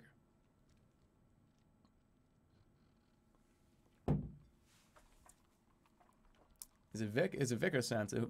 Wasn't Sansa killed? Think back. Is it Lorag?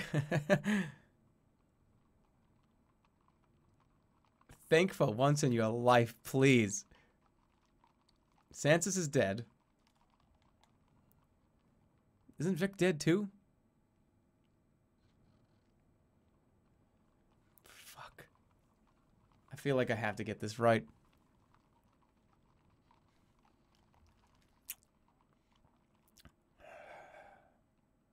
It's the time serpent. I'm gonna say the Vic. Vic? But of course! You must have seen sketches of my face, at least, on the walls and pamphlets that covered Kare. The man puffs out his chest.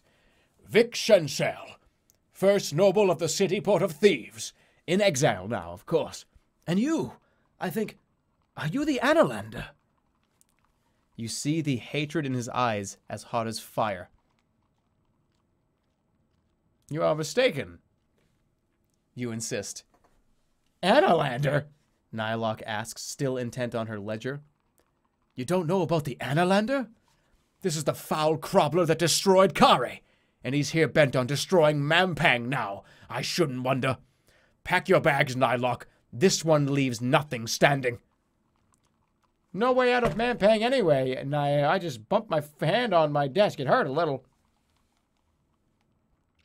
Kare wasn't my fault, and I'd do it again. Should I just dial the dick up to 100? Yeah, I did, and I'd fucking do it again. Crubbler. And I'd do it again. He heaves with rage. You barbarian! I'll have nothing to do with you. I hope you rot in one of the Archmage's cells or get eaten by a skunk bear. He goes over to a pile of papers, still muttering to himself, and begins sorting through them. Nylock is unimpressed. Karai sucked. The place was trash.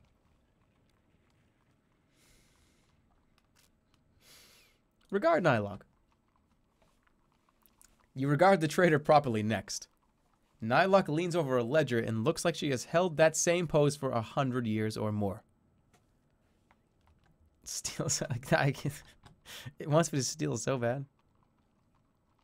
Actually, funny you mentioned that. We have been eaten by a skunk bear like 5 times. Yeah, you're right. Ask Nylock about her good... You stroll over to the back of the room. Isn't she just watching me do this? Vic and Nylock are both distracted by their bargaining. You pretend to examine a stack of pelts while spying some likely trinkets from the corner of your eye. Grab something and run. Quietly pocket something or don't risk it.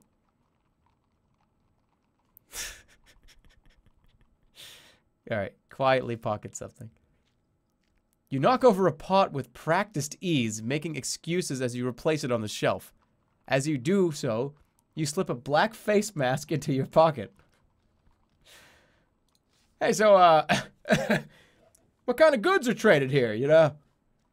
What? Oh, you're still here? I'm robbing you.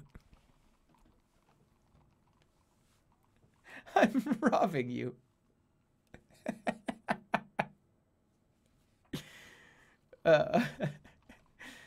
That's so forthcoming. Dude, how many times have I gained and lost the face mask? I think it's been at least 3 times.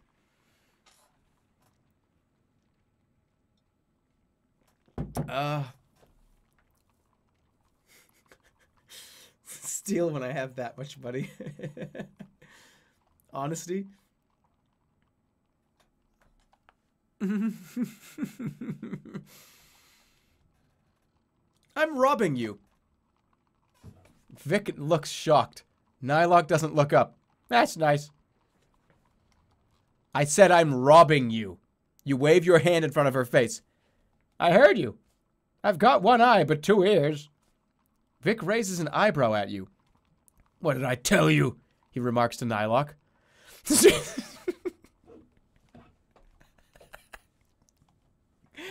fucking butcher. I need a pull for this one. I can't do it. I cannot be... no, I need a pull. What do I do? Grab something, strike her, or laugh it off. This is so weird. Why? What is going on? All right, guys, what do I do?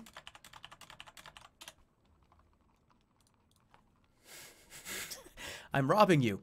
I'm robbing you. That's nice. Oh.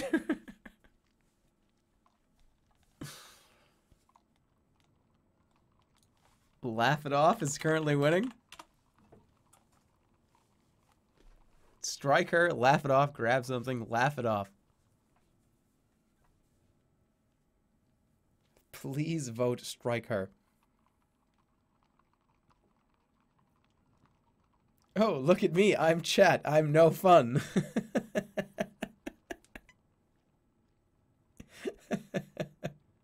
This whole playthrough is botched.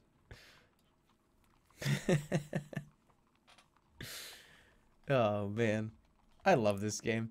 This whole series is like just a total joy to play through. I hope you guys are enjoying it as much as I am. It's a lot of fun.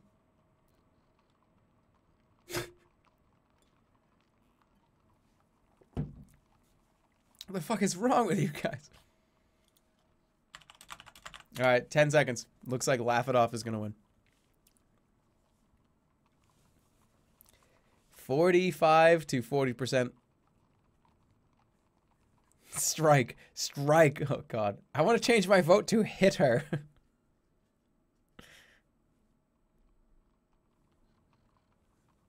Let's play it all over again.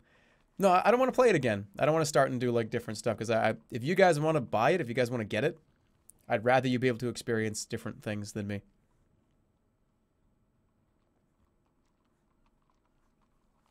Like, could I go to the very beginning and play through part 1 again and do different shit? Sure. But I'd like it if you guys could experience it too. Like on your own, kind of, if you ever had the urge to play it. All right. Poll is closing. In 3, 2, 1. Laugh it off. We're just going to laugh. Thank you for voting. Appreciate it. Poll is closed. Laugh it off. I see Kakabat humor does not go down well in this citadel. Nylock shrugs. I sold my sense of humor for my husband's legacy, rest his soul. I don't miss either. I want to buy something. Good for you. You browse around her stock. Buy 4 blood candles, brass pendulum, golden egg, provisions. Just buy it all. 4 blood candles. I'll take them. Gutsy. They're just candles. Vic observes. Vic is fusing around at the back of the shop. Why do you say that? You demand. But Nylock refuses to elaborate. Ignore her. These mampanigans. Nylock makes a mark in her ledger to note the sale. Fucking, we're loaded right now. Buy it all. You buy the brass pendulum, and Nylock nods. You must have a very specific clock to fix, but you're welcome to it. The trader smiles icily, perhaps hoping you'll buy more, perhaps hoping you'll leave. Vic watches you with jealous interest. And I'll take a fucking golden egg from a golden goose. You buy a golden egg built inside a gold-spun nest. Nylock doesn't know what it's for. For a lady friend, maybe? Vic teases. Buy some provisions. How many provisions do I get for 8 gold? How many? You get a meal. Take it or don't. That's extortionate. It's the price. It's robbery. Like the other price that we were discussing. Fine, buy it. I don't give a shit. I'll take it. Everybody has to eat. You sell some strange things. Go to the market if you want the usual stuff. Don't bother me about it. That's enough. I have some questions for you. Good for you. Picking her teeth. This lady doesn't say shit.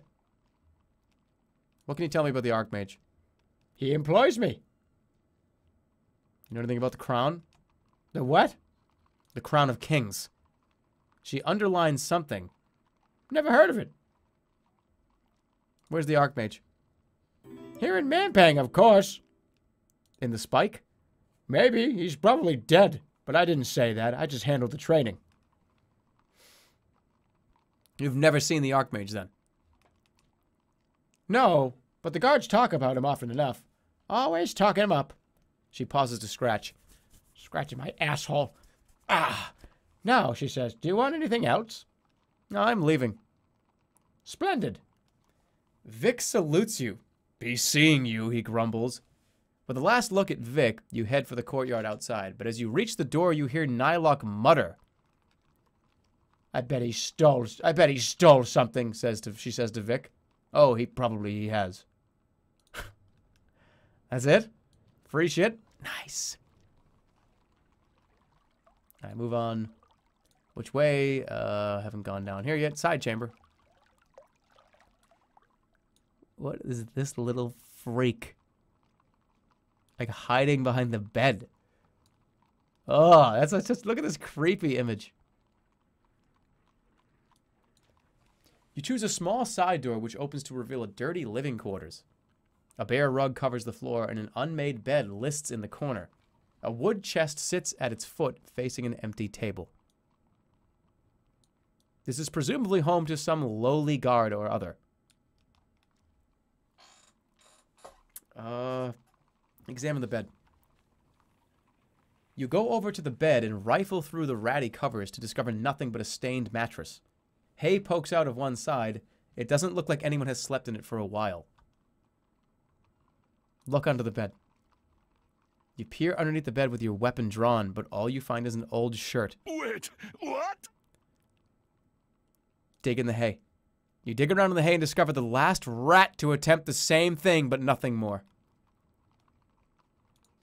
Lie down. The room seems safe enough, so you rest. The bed is uncomfortable, but you still feel refreshed after a short time. Stand up. You get to your feet once more, then you hear a slight click from the ceiling. A portcullis begins to drop across the doorway. Jump. You dash forward and take a heroic leap for the closing gap, but you don't make it. The gate catches you in the leg, pinning you into place. The hissing noise grows from somewhere behind you. Struggle. Oh, God. No, you struggle against the door, but you cannot move. The portcullis has fallen through your leg. The fumes surround you now, a choking green cloud. As your life gives out, you see something white floating near your eyes. Look. You struggle to focus your eyes as a toothy grin moves down to eye level. There we are. That wasn't so hard. There is a snap as the death wraith breaks off a finger, and it goes away, chomping happily. You've been poisoned. Fuck. I want to go back in there and... Fucking Zed. Wake me up inside. At least it's right here. 18 stamina now. Fuck. Alright, well, that's not gonna happen again. Into the square, and I'm going right back here. I want to explore that other room. I lost one more max stamina. That's fine. Who cares? The guard's asleep. Let's go back in that room. I'm fucking cutting somebody's face off.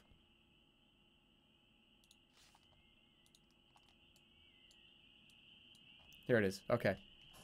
Not gonna happen again. Yeah. Wood chest, it's a foot.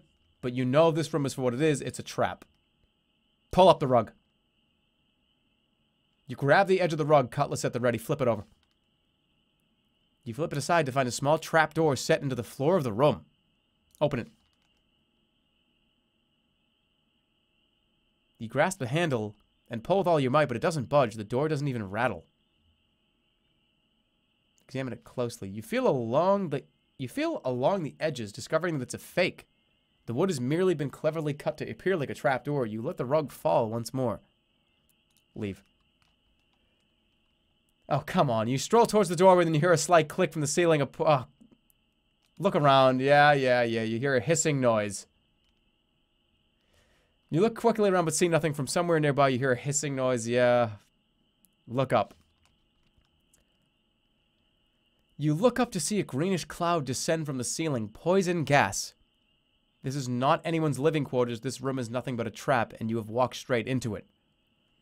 Break open the portcullis. Hold my breath. Cast a spell. Alright. We're going with, can we zip? No. Can't teleport out of the fucking room. It's burning. Oh, no. Huff. Ooh! Gale horn, baby. Blow it away. You cast the spell, placing your gale horn to your lips and playing a clear tone. The mighty gale howls about the room, blowing the poison gas out through the portcullis. The clean air tastes sweet. You approach the portcullis. I hope I'm saying that name right. Look over the portcullis. Looking over the gate, you can see it descends from a hidden panel in the ceiling, but you can't see any switches or levers on the walls either side. Lift the gate. In your healthy condition, you have no trouble lifting the gate. It rolls up and you hold it aloft before diving under it. Pfft. Problem solved, that's right. Sweet air. Alright, one more place to check. One more place to go. And that's... God, there's way more than one more place to go. Dark hallway. Thank you, Veins, for 2 months. Much appreciated. Welcome back. At the far end of the courtyard is a gloomy hallway. It seems like a strange addition to the otherwise clean merchant's quarter. Far end. You emerge into a small, dirt-filled room. There is an untidy pile of timber in the center and a door at the far end. Search the room. There's a little bit of dust, and it gets into your nostrils from the timber on the ground, and you sneeze. As far as you can see, the only thing in the room is the pile of wood in the middle of the floor. The timber looks half rotten. It is covered in curious black splotches. Kick the... No. I wanted to kick it. I fat-fingered this with a tiny finger. Oh, go... No, look at the far door. You cross the room and rattle the handle of the far door, but it does not turn. Is it locked? Kick the door down. One good kick and the door flies open. Look at the door. The door is heavy wood, tightly joined, and yet from between its planks a thick oil seems to ooze. The far door opens into a staircase heading downwards. Let's go. You step onto the top step of a flight of stairs that runs down the darkness below. More stairs, halfway down. The smell grows worse with every downward step you take. This is not looking good. The bottom of the steps. The smell is fetid down here. What is this place? A low doorway is set in the wall. Listen at the door. Behind the door, you hear shuffling and snuffling and scraping. What buried horrors lie beyond the door?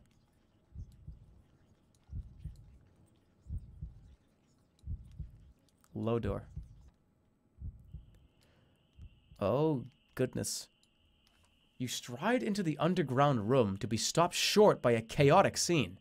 Inside the cramped chamber are more than a dozen grotesque creatures clamoring all over each other.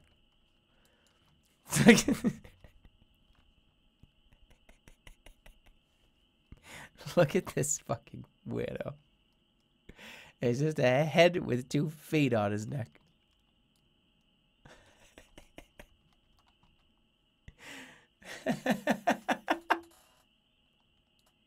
What else is in this picture? This is crazy. Look at the creatures. The creatures resemble goblins in the way a wax puddle resembles a candlestick. All have been cursed and stunted with horrendous growths and changes. One has a large bulbous head, puffy like a sack of potatoes. Another has hands growing all over its torso, while a third seems to lack any bones at all, and flops and rolls around the room. Hey guys!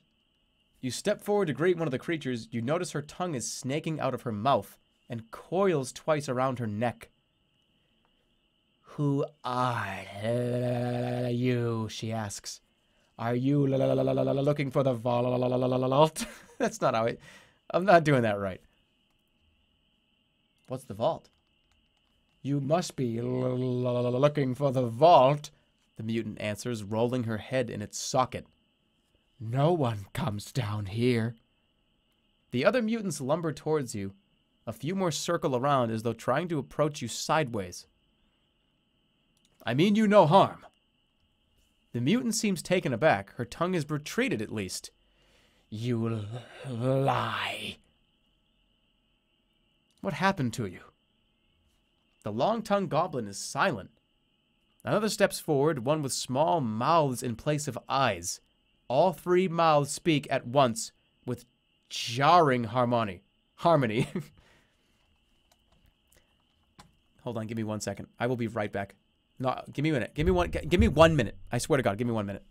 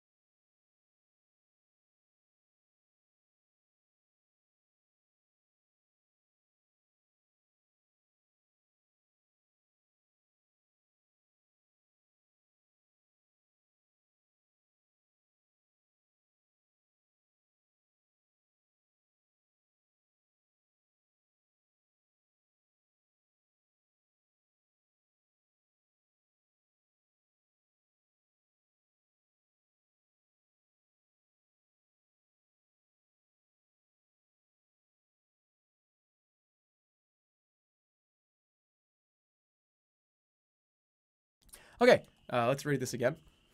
So it says, sorry about that, guys. What happened to you? The long-tongued goblin is silent.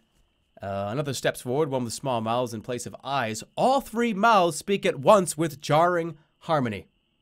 We exist at the That's so fucking loud. Oh my god, I'm so sorry. Hold on, let me do this again. Hold on a second. Wait. Okay, here we go. We exist at the Archmage's pleasure. Yes, we are his little toys. They say he searches for the secrets of life itself. You are disgusting. Can I pass?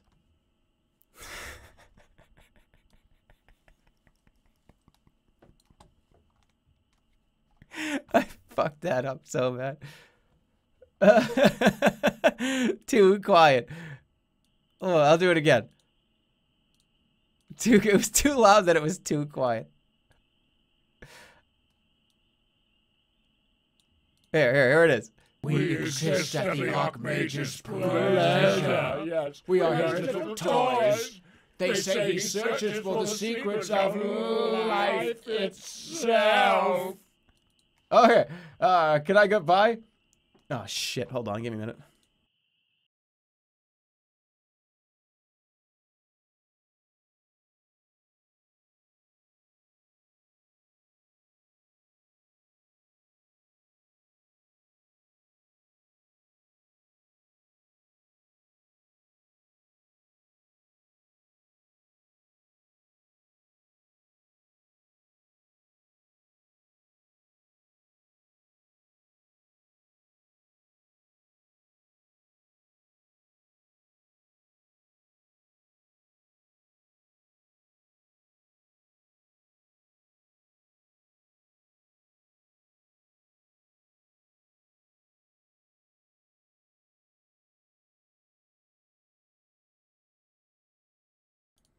Okay, so let's go through this again. Okay. So may I pass through? And explore the vaults? Yes, I want to explore the vaults. Thank you for considering. The vaults are guarded by traps and beasts. And the word, Adds the long-tongued one.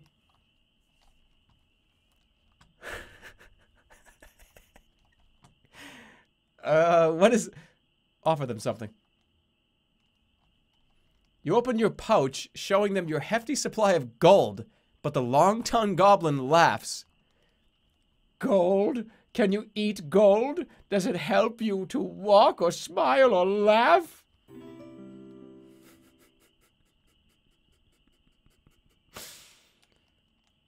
Then what do you want?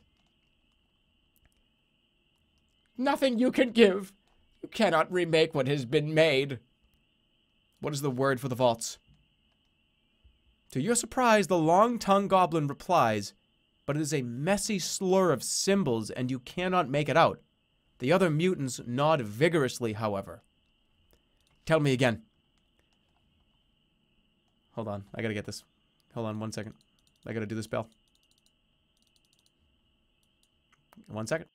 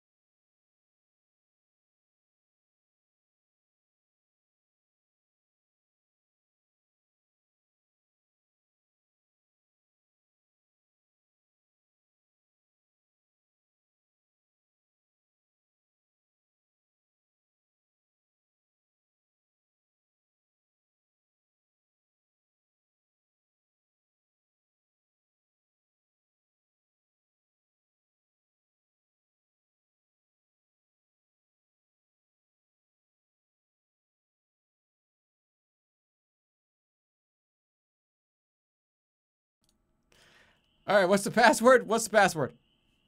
Tell me again the password. I couldn't make that out the first time.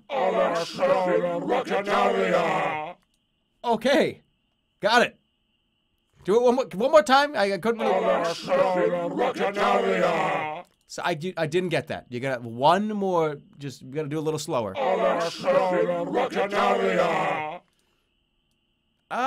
Okay. Thank you for your time, guys. I appreciate that. If you could be so kind as to, I'm gonna have to threaten him.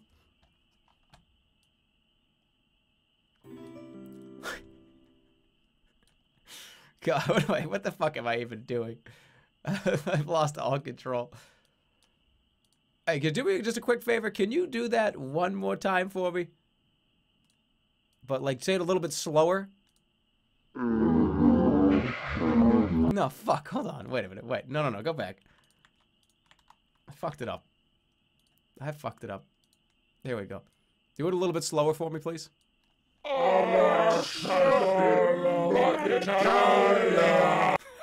I'm getting the fuck out of this. Bye.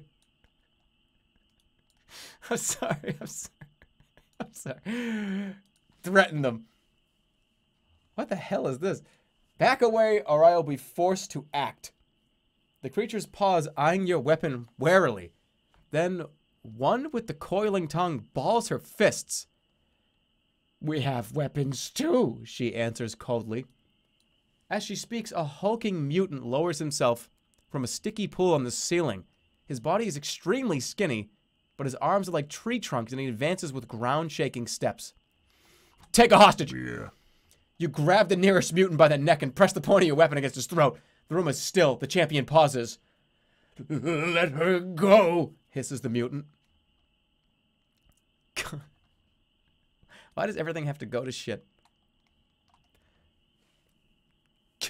Call off the attack. The mutant shakes her head. I was giving you advice. The mutant in your arms begins to weep with terror. Where his tears fall on your arm, they burn like acid. Your flesh begins to sizzle and smoke. Fucking hold on. You keep a tight grip, and the blubbering mutant's acid tears continue to burn. Yeah. You circle around the crowd using him as a shield. The champion bellows but keeps his distance. Head for the far door. You reach the door and finally push away the crying mutant, who stumbles into the crowd. But tugging at the door, you find it does not open. The champion advances. The mutant knocks your blade aside with his club and stomps closer. You'll have to use your fists. Oh, shit. Full blast, right? Got him. That was a big punch straight to his face. The mutant champion raises its spiked club into the air and you punch him directly in his face. I need to... Oh, boy. How much... He doesn't have very much stamina, does he? That was a mistake. It's okay. Steps backwards across the slippery chamber, putting space between you. He's coming in. No, I wouldn't have been able to do it anyways. It's fine. You dodge the blow as it passes, and the thing frowns stupidly in annoyance. Shit, I thought he was going to come with like a 3. Okay, the mutant champion drops into a defensive crouch, moving with more speed than you expect. Can I cut him out? No, block it. Okay. Alright. Good to go. The mutant champion peers at you in return from under its heavy brow. Block. Yep. Back up to full stamina, full blast him. It beats its huge chest and roars. Full blast. Got him. So much for that expensive sword. I know, right? Really. It moves away towards the other corner. I can do another one here.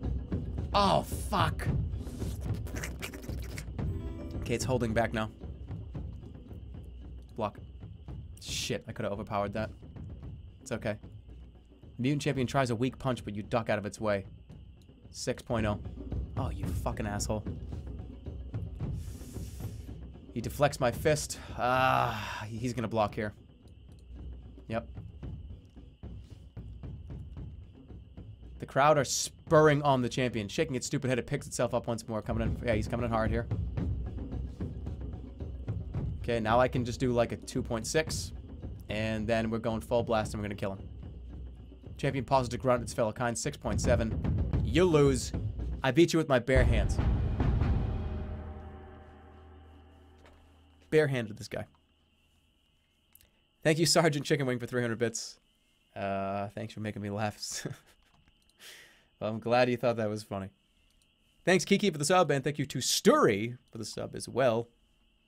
Megalomaniacal Halid, thanks for 333 bits. Good joke, Jerma. Your dedication to silly voices is staggering and inspiring. I think I'm just a fucking weirdo.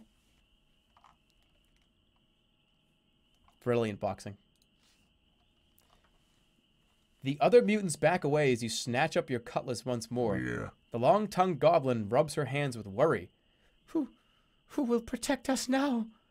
What will we do without a champion? They cluster around each other, fearing that you will turn on them next.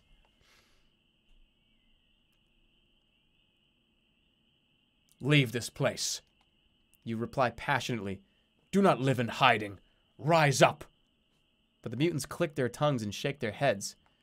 No, no. No, we don't like the light. Don't like it at all. You leave them to their fretting. Okay. Cross the room, bottom of the stairs. Hold on, let me take a look at that clue. Man can hide the inner vault word. Requires a secret word. What the hell was it called? The Archmage may be dead. What the fuck was it? Oh, I gotta listen to my sound clip back. I don't remember what the sound was. Let's keep going. Trevor the bully. Slamming the door behind you, you jog down a short hallway. The walls echo with the sound of the mutants pounding at the door, but it does not open. At the far end of the corridor is another door. Listen at the door. You press your ear to the door, but hear nothing through the wood, but you do catch the faintest smell of grease. The door is unlocked. It swings smoothly open on well-oiled hinges. The oily room. Okay. You enter the room, which is even darker than the mutant's chamber. The corners are lost, and there's nothing of the far wall beyond the faint outline of a doorway. A faint, oily smell hangs in the room. Call out. There's no response. Step forward. You step forward another pace in, letting your eyes adjust. The floor is slightly slippery, as if someone had spilled fat everywhere. In the far corner, a dark shape looms. You take another step into the room and kick something that rattles away across the ground. Glass? Find it. You reach down for the object, but your fingers find nothing. Feeling across the slick ground, your palms become thick with oil. From nearby, you hear a sound, a faint wheezing of sorts. It seems to crawl along the walls. You strain your ears and make out a fleshy scraping behind you. There is a pause, the wheezing comes again, and then the scraping again. Sounds like a haunch of meat being dragged across the tiled floor. Swing violently. You turn with a wild swing, but your cutlass meets only air. Walk forward. You walk forward, keeping your cutlass in front. The scraping dies down, but the wheezing remains. Something crunches underfoot. The glass object. A vial or a glass box, perhaps. It is now crushed. Look through the glass. You feel through the shards, careful not to cut yourself, until your fingers find something metal. It is a small key. You pocket the key and your hand brushes something else. Lash out. Whoa. It's like Snuffleupagus. You swing out with your sword and hit something solid and fleshy. You hear a wail of pain. Blood mixes with oil as the creature's shoulder bleeds, yet it still doesn't attack. In fact, as it lumbers into the light, it gestures with its trunk and holds a hand up to its ear. It is a mucolytic, a foul creature of the Archmage. But what does it want?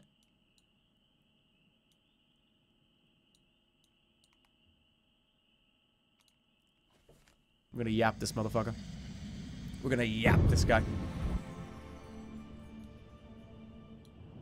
Tell, I could... No more zapping. We're gonna read its mind. Tell. Let's see what he wants. Drawing the skull cap from your pack, you cast the spell. The thoughts of the creature come through clearly. It wants desperately to talk to you. To talk to anyone. just to be heard. It has things to say that are never heard. It wants to be heard. The thoughts go on and on. You remove the skull cap, and a blessed silence descends upon your mind. Then we're going to listen to it.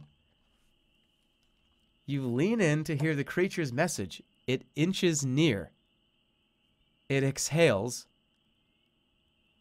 Before you can react, it exhales in a cloud of poison breath. And what? What the fuck? A cloud of poison breath envelops you. You've been poisoned by a mucolytic.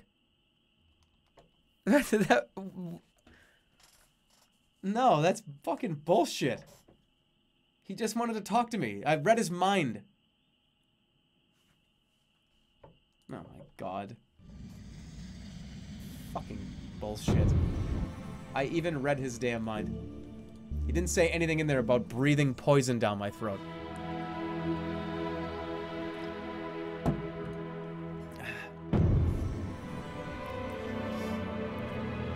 Down to 17. God damn it. What a pain in the ass. That's what happens when you don't zap. That's, you got, that's true. That is true. Into the square. Morning breath. Back this way. I'm not going in there again.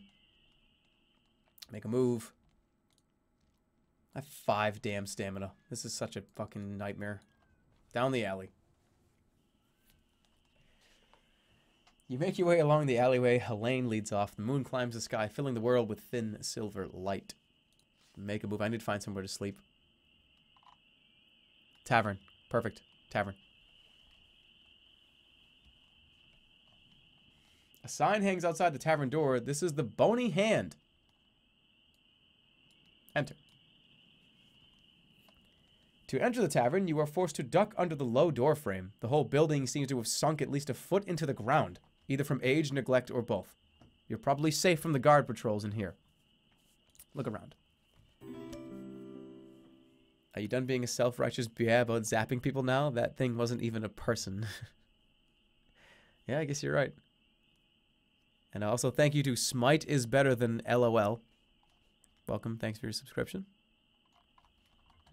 Okay, most of the crowd are merchants or other visitors to Mampang. You see a good number of messengers and clerks returning from the far-flung eastern areas of the Archmage's growing kingdom. The crown has extended its grip across a wide area, much of it normally occupied by proud cultures who would fight back if it were not for the artifact's controlling powers. Now it takes nearly as many bureaucrats as soldiers to maintain it all. Explore. There are several tables, both occupied and empty, and a little space at the bar.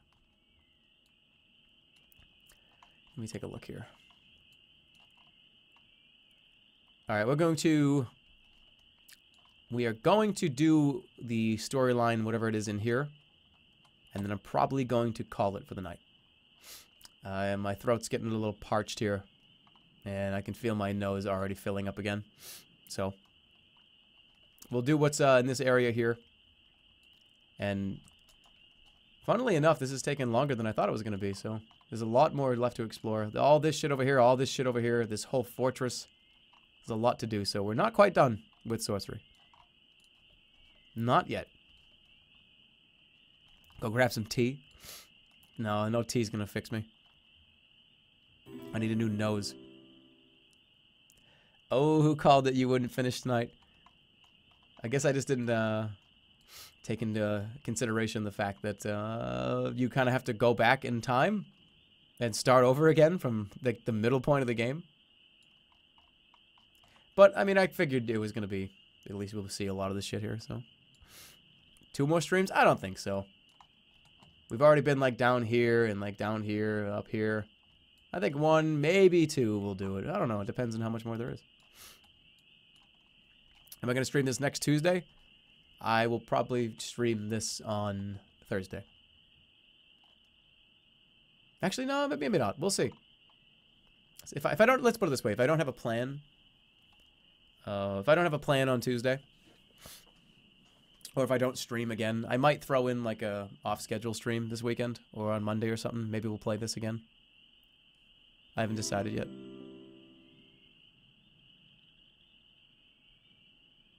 Yeah, if this game were bad, that'd be a horrible mechanic, but sorcery is great, so it gets a pass. Yeah, I love this game. This whole series has just been fun. All right, let's there's a dice table here. The bar. Let's go to the bar. Maybe I'll probably turn it on Saturday. It depends on what I do. We'll see. I definitely will do an off schedule stream. Sombra comes out, play some Overwatch. Is she coming out on the PTR or is she coming out in full? I don't know. The sides of Mampang are some of the best parts of Part 4. Yeah, there's a lot left to see, so. Alright, you fight your way to the bar, but the bartender ignores you. Oh shit, I'm wearing like the monk's clothes. Attract his attention. He frowns at you. We don't serve monks. Too much false money. The bartender moves away. Hey, but look, fuck you. Should I just take the damn thing off? No, let's go empty table. Oh, you find a corner table and sit down. Look at the other drinkers. You survey the room, marveling at how such a jolly place exists in Mampang. The rest does you well, and you feel a little stronger for it. A stranger walks up to your table, their face completely obscured by a plain yellow cloth. May I sit? Oh, hold on. Give me a second. May I sit? They ask, voice muffled. Please, go ahead. Gesturing to the seat, you say please. The stranger bows a fraction, then sits. My thanks. It's been a tiring journey. I move very slowly. You understand? Why is that? I am very old. I would have died 100 years ago if the sun serpent's light were not keeping me alive. He makes a sign with his hand, moving his fingers in a coiling fashion. A most powerful goddess, I am certain. The priest nods. Why is your face covered? So I am not blinded by the glory of the sun serpent. To gaze upon its light would be too much for the eyes of a mere mortal. You know Mampang well? It is a tissue. How the fuck did you know that? I don't know how you could get that. Changing the subject away. Indeed. I have shown the goddess light into every corner of this place. Perhaps you can help me. I need to find a way inside the tower. The serpent priest hisses a thin laugh.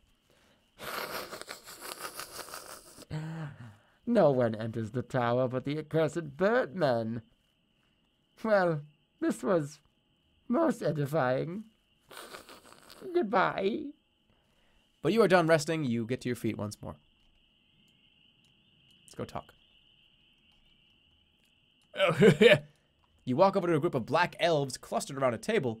Empty cups are scattered on the floor around them, and a dagger sticks out of the table. They're dressed in armor, though they seem to be relaxed. Mercenaries. One points at you as you pass. Brother, you are lost. What's a godly type like you doing in a drinking hole like this? He looks like something dragged up from the river. I said that, it was me. It looks like something dragged up from the river. The others laugh at your expense.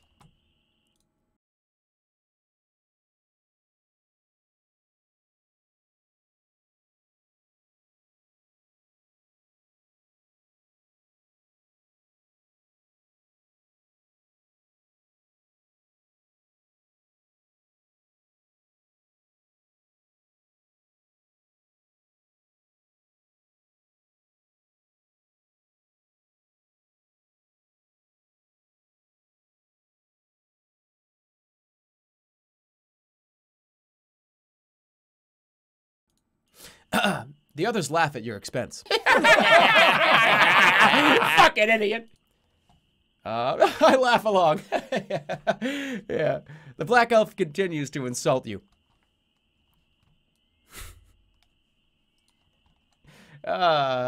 fucking slap him. You swing out a hand and saw them blow his jaw. He staggers back and snarls and leaps forward. Raise your fist. Full fucking blast him. Kill him.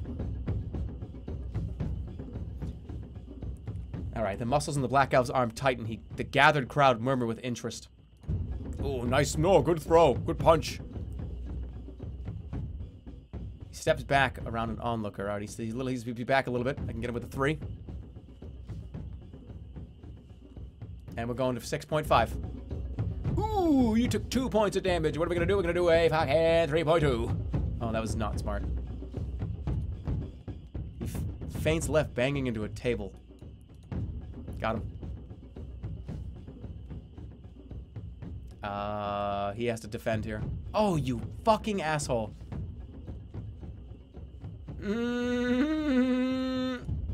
Ah! I don't care. He's coming in hard. Knew it. And this is where we win. What a fucking display. Bash him! You launch a heavy punch for his throat. You trip the Black Elf and give him one final blow to the head as he lies on his back. He waves you off, admitting defeat.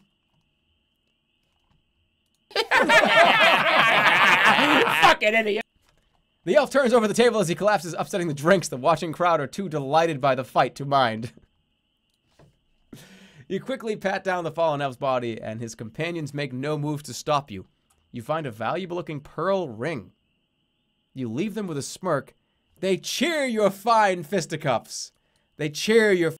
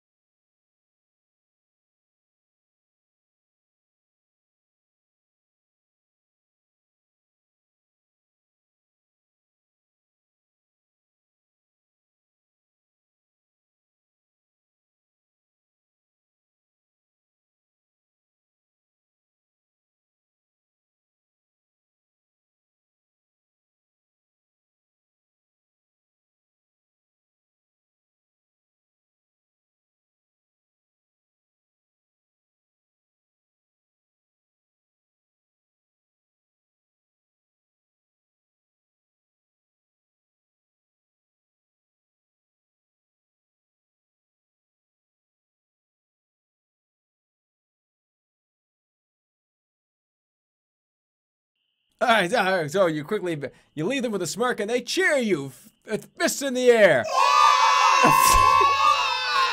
No, that's the wrong way. It was supposed to be.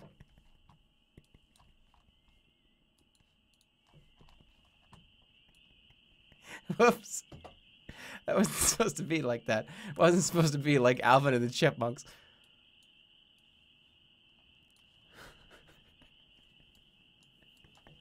Let's go to the dice table. Too high. Oh, you see a few tables where there may be a hunched over swindle stones. You see an unkempt merchant alone at the table waiting for a game. You approach your table. Looking for a game? No, that was me. Looking for a game, you ask? I am, but I only play for money. I will play.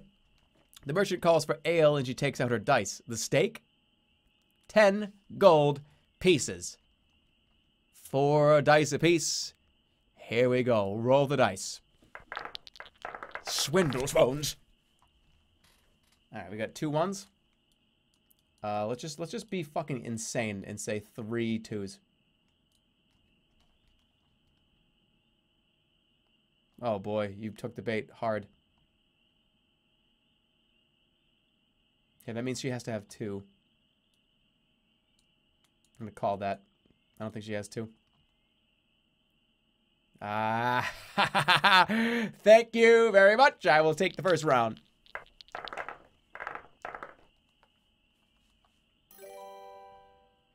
What a funny guy.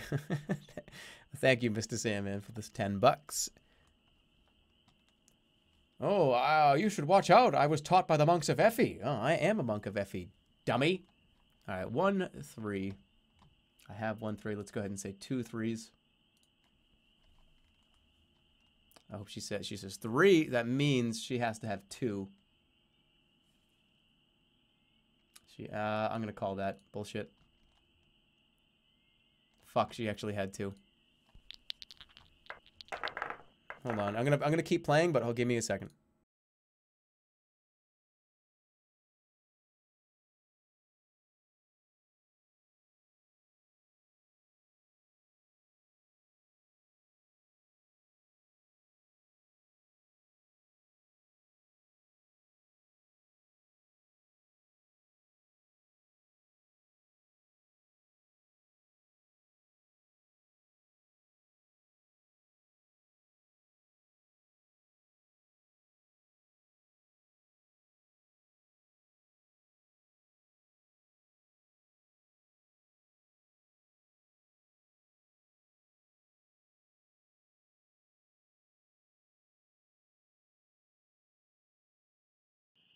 This one's not even fucking funny.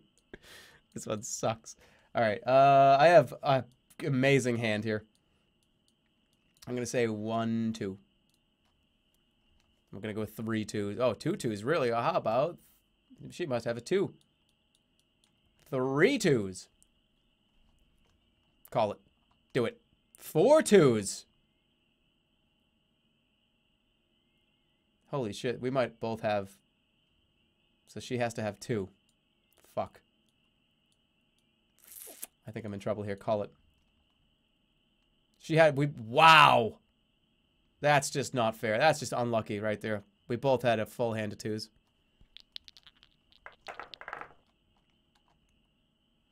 Unlucky. 1 3. Let's go with 2 3s.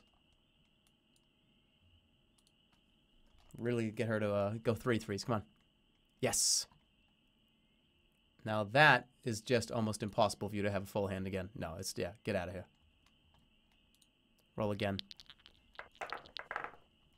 3 to 2.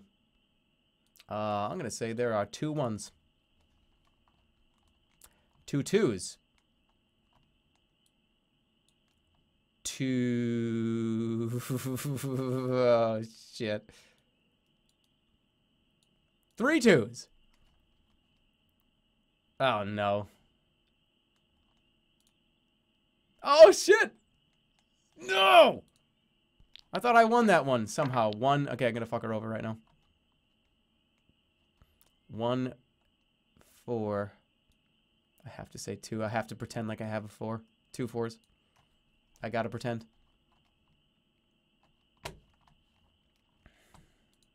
I'll lose. I lost. Yeah, I lost. That was not even fucking good. It wasn't long enough.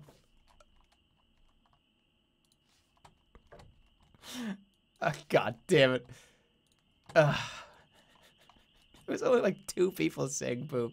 Alright, I'm out of here. That stream's over.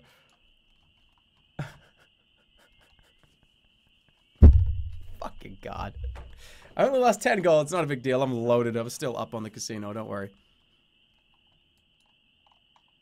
Boo boo. This guy sucks. I had 1 prepared for win and 1 prepared for lose. But yeah, I'm gonna. I think yeah, I've done everything I can do in the bar.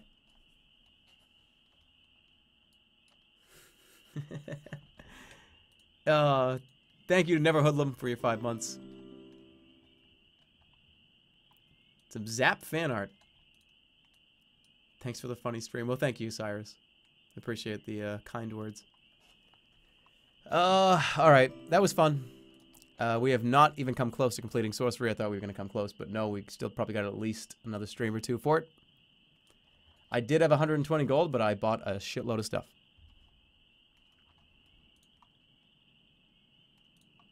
Thank you, everyone, for watching. That's going to be it. Much appreciation. Show us the win one, please. It was here. It's this one. Here.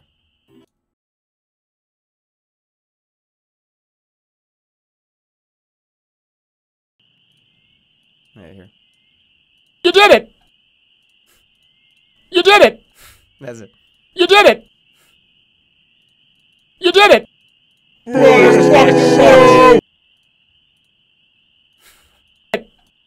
Hold on.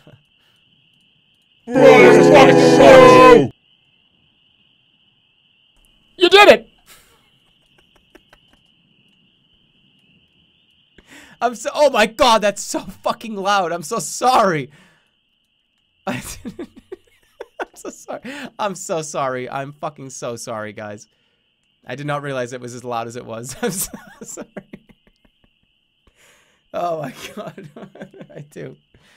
Have a good night, guys.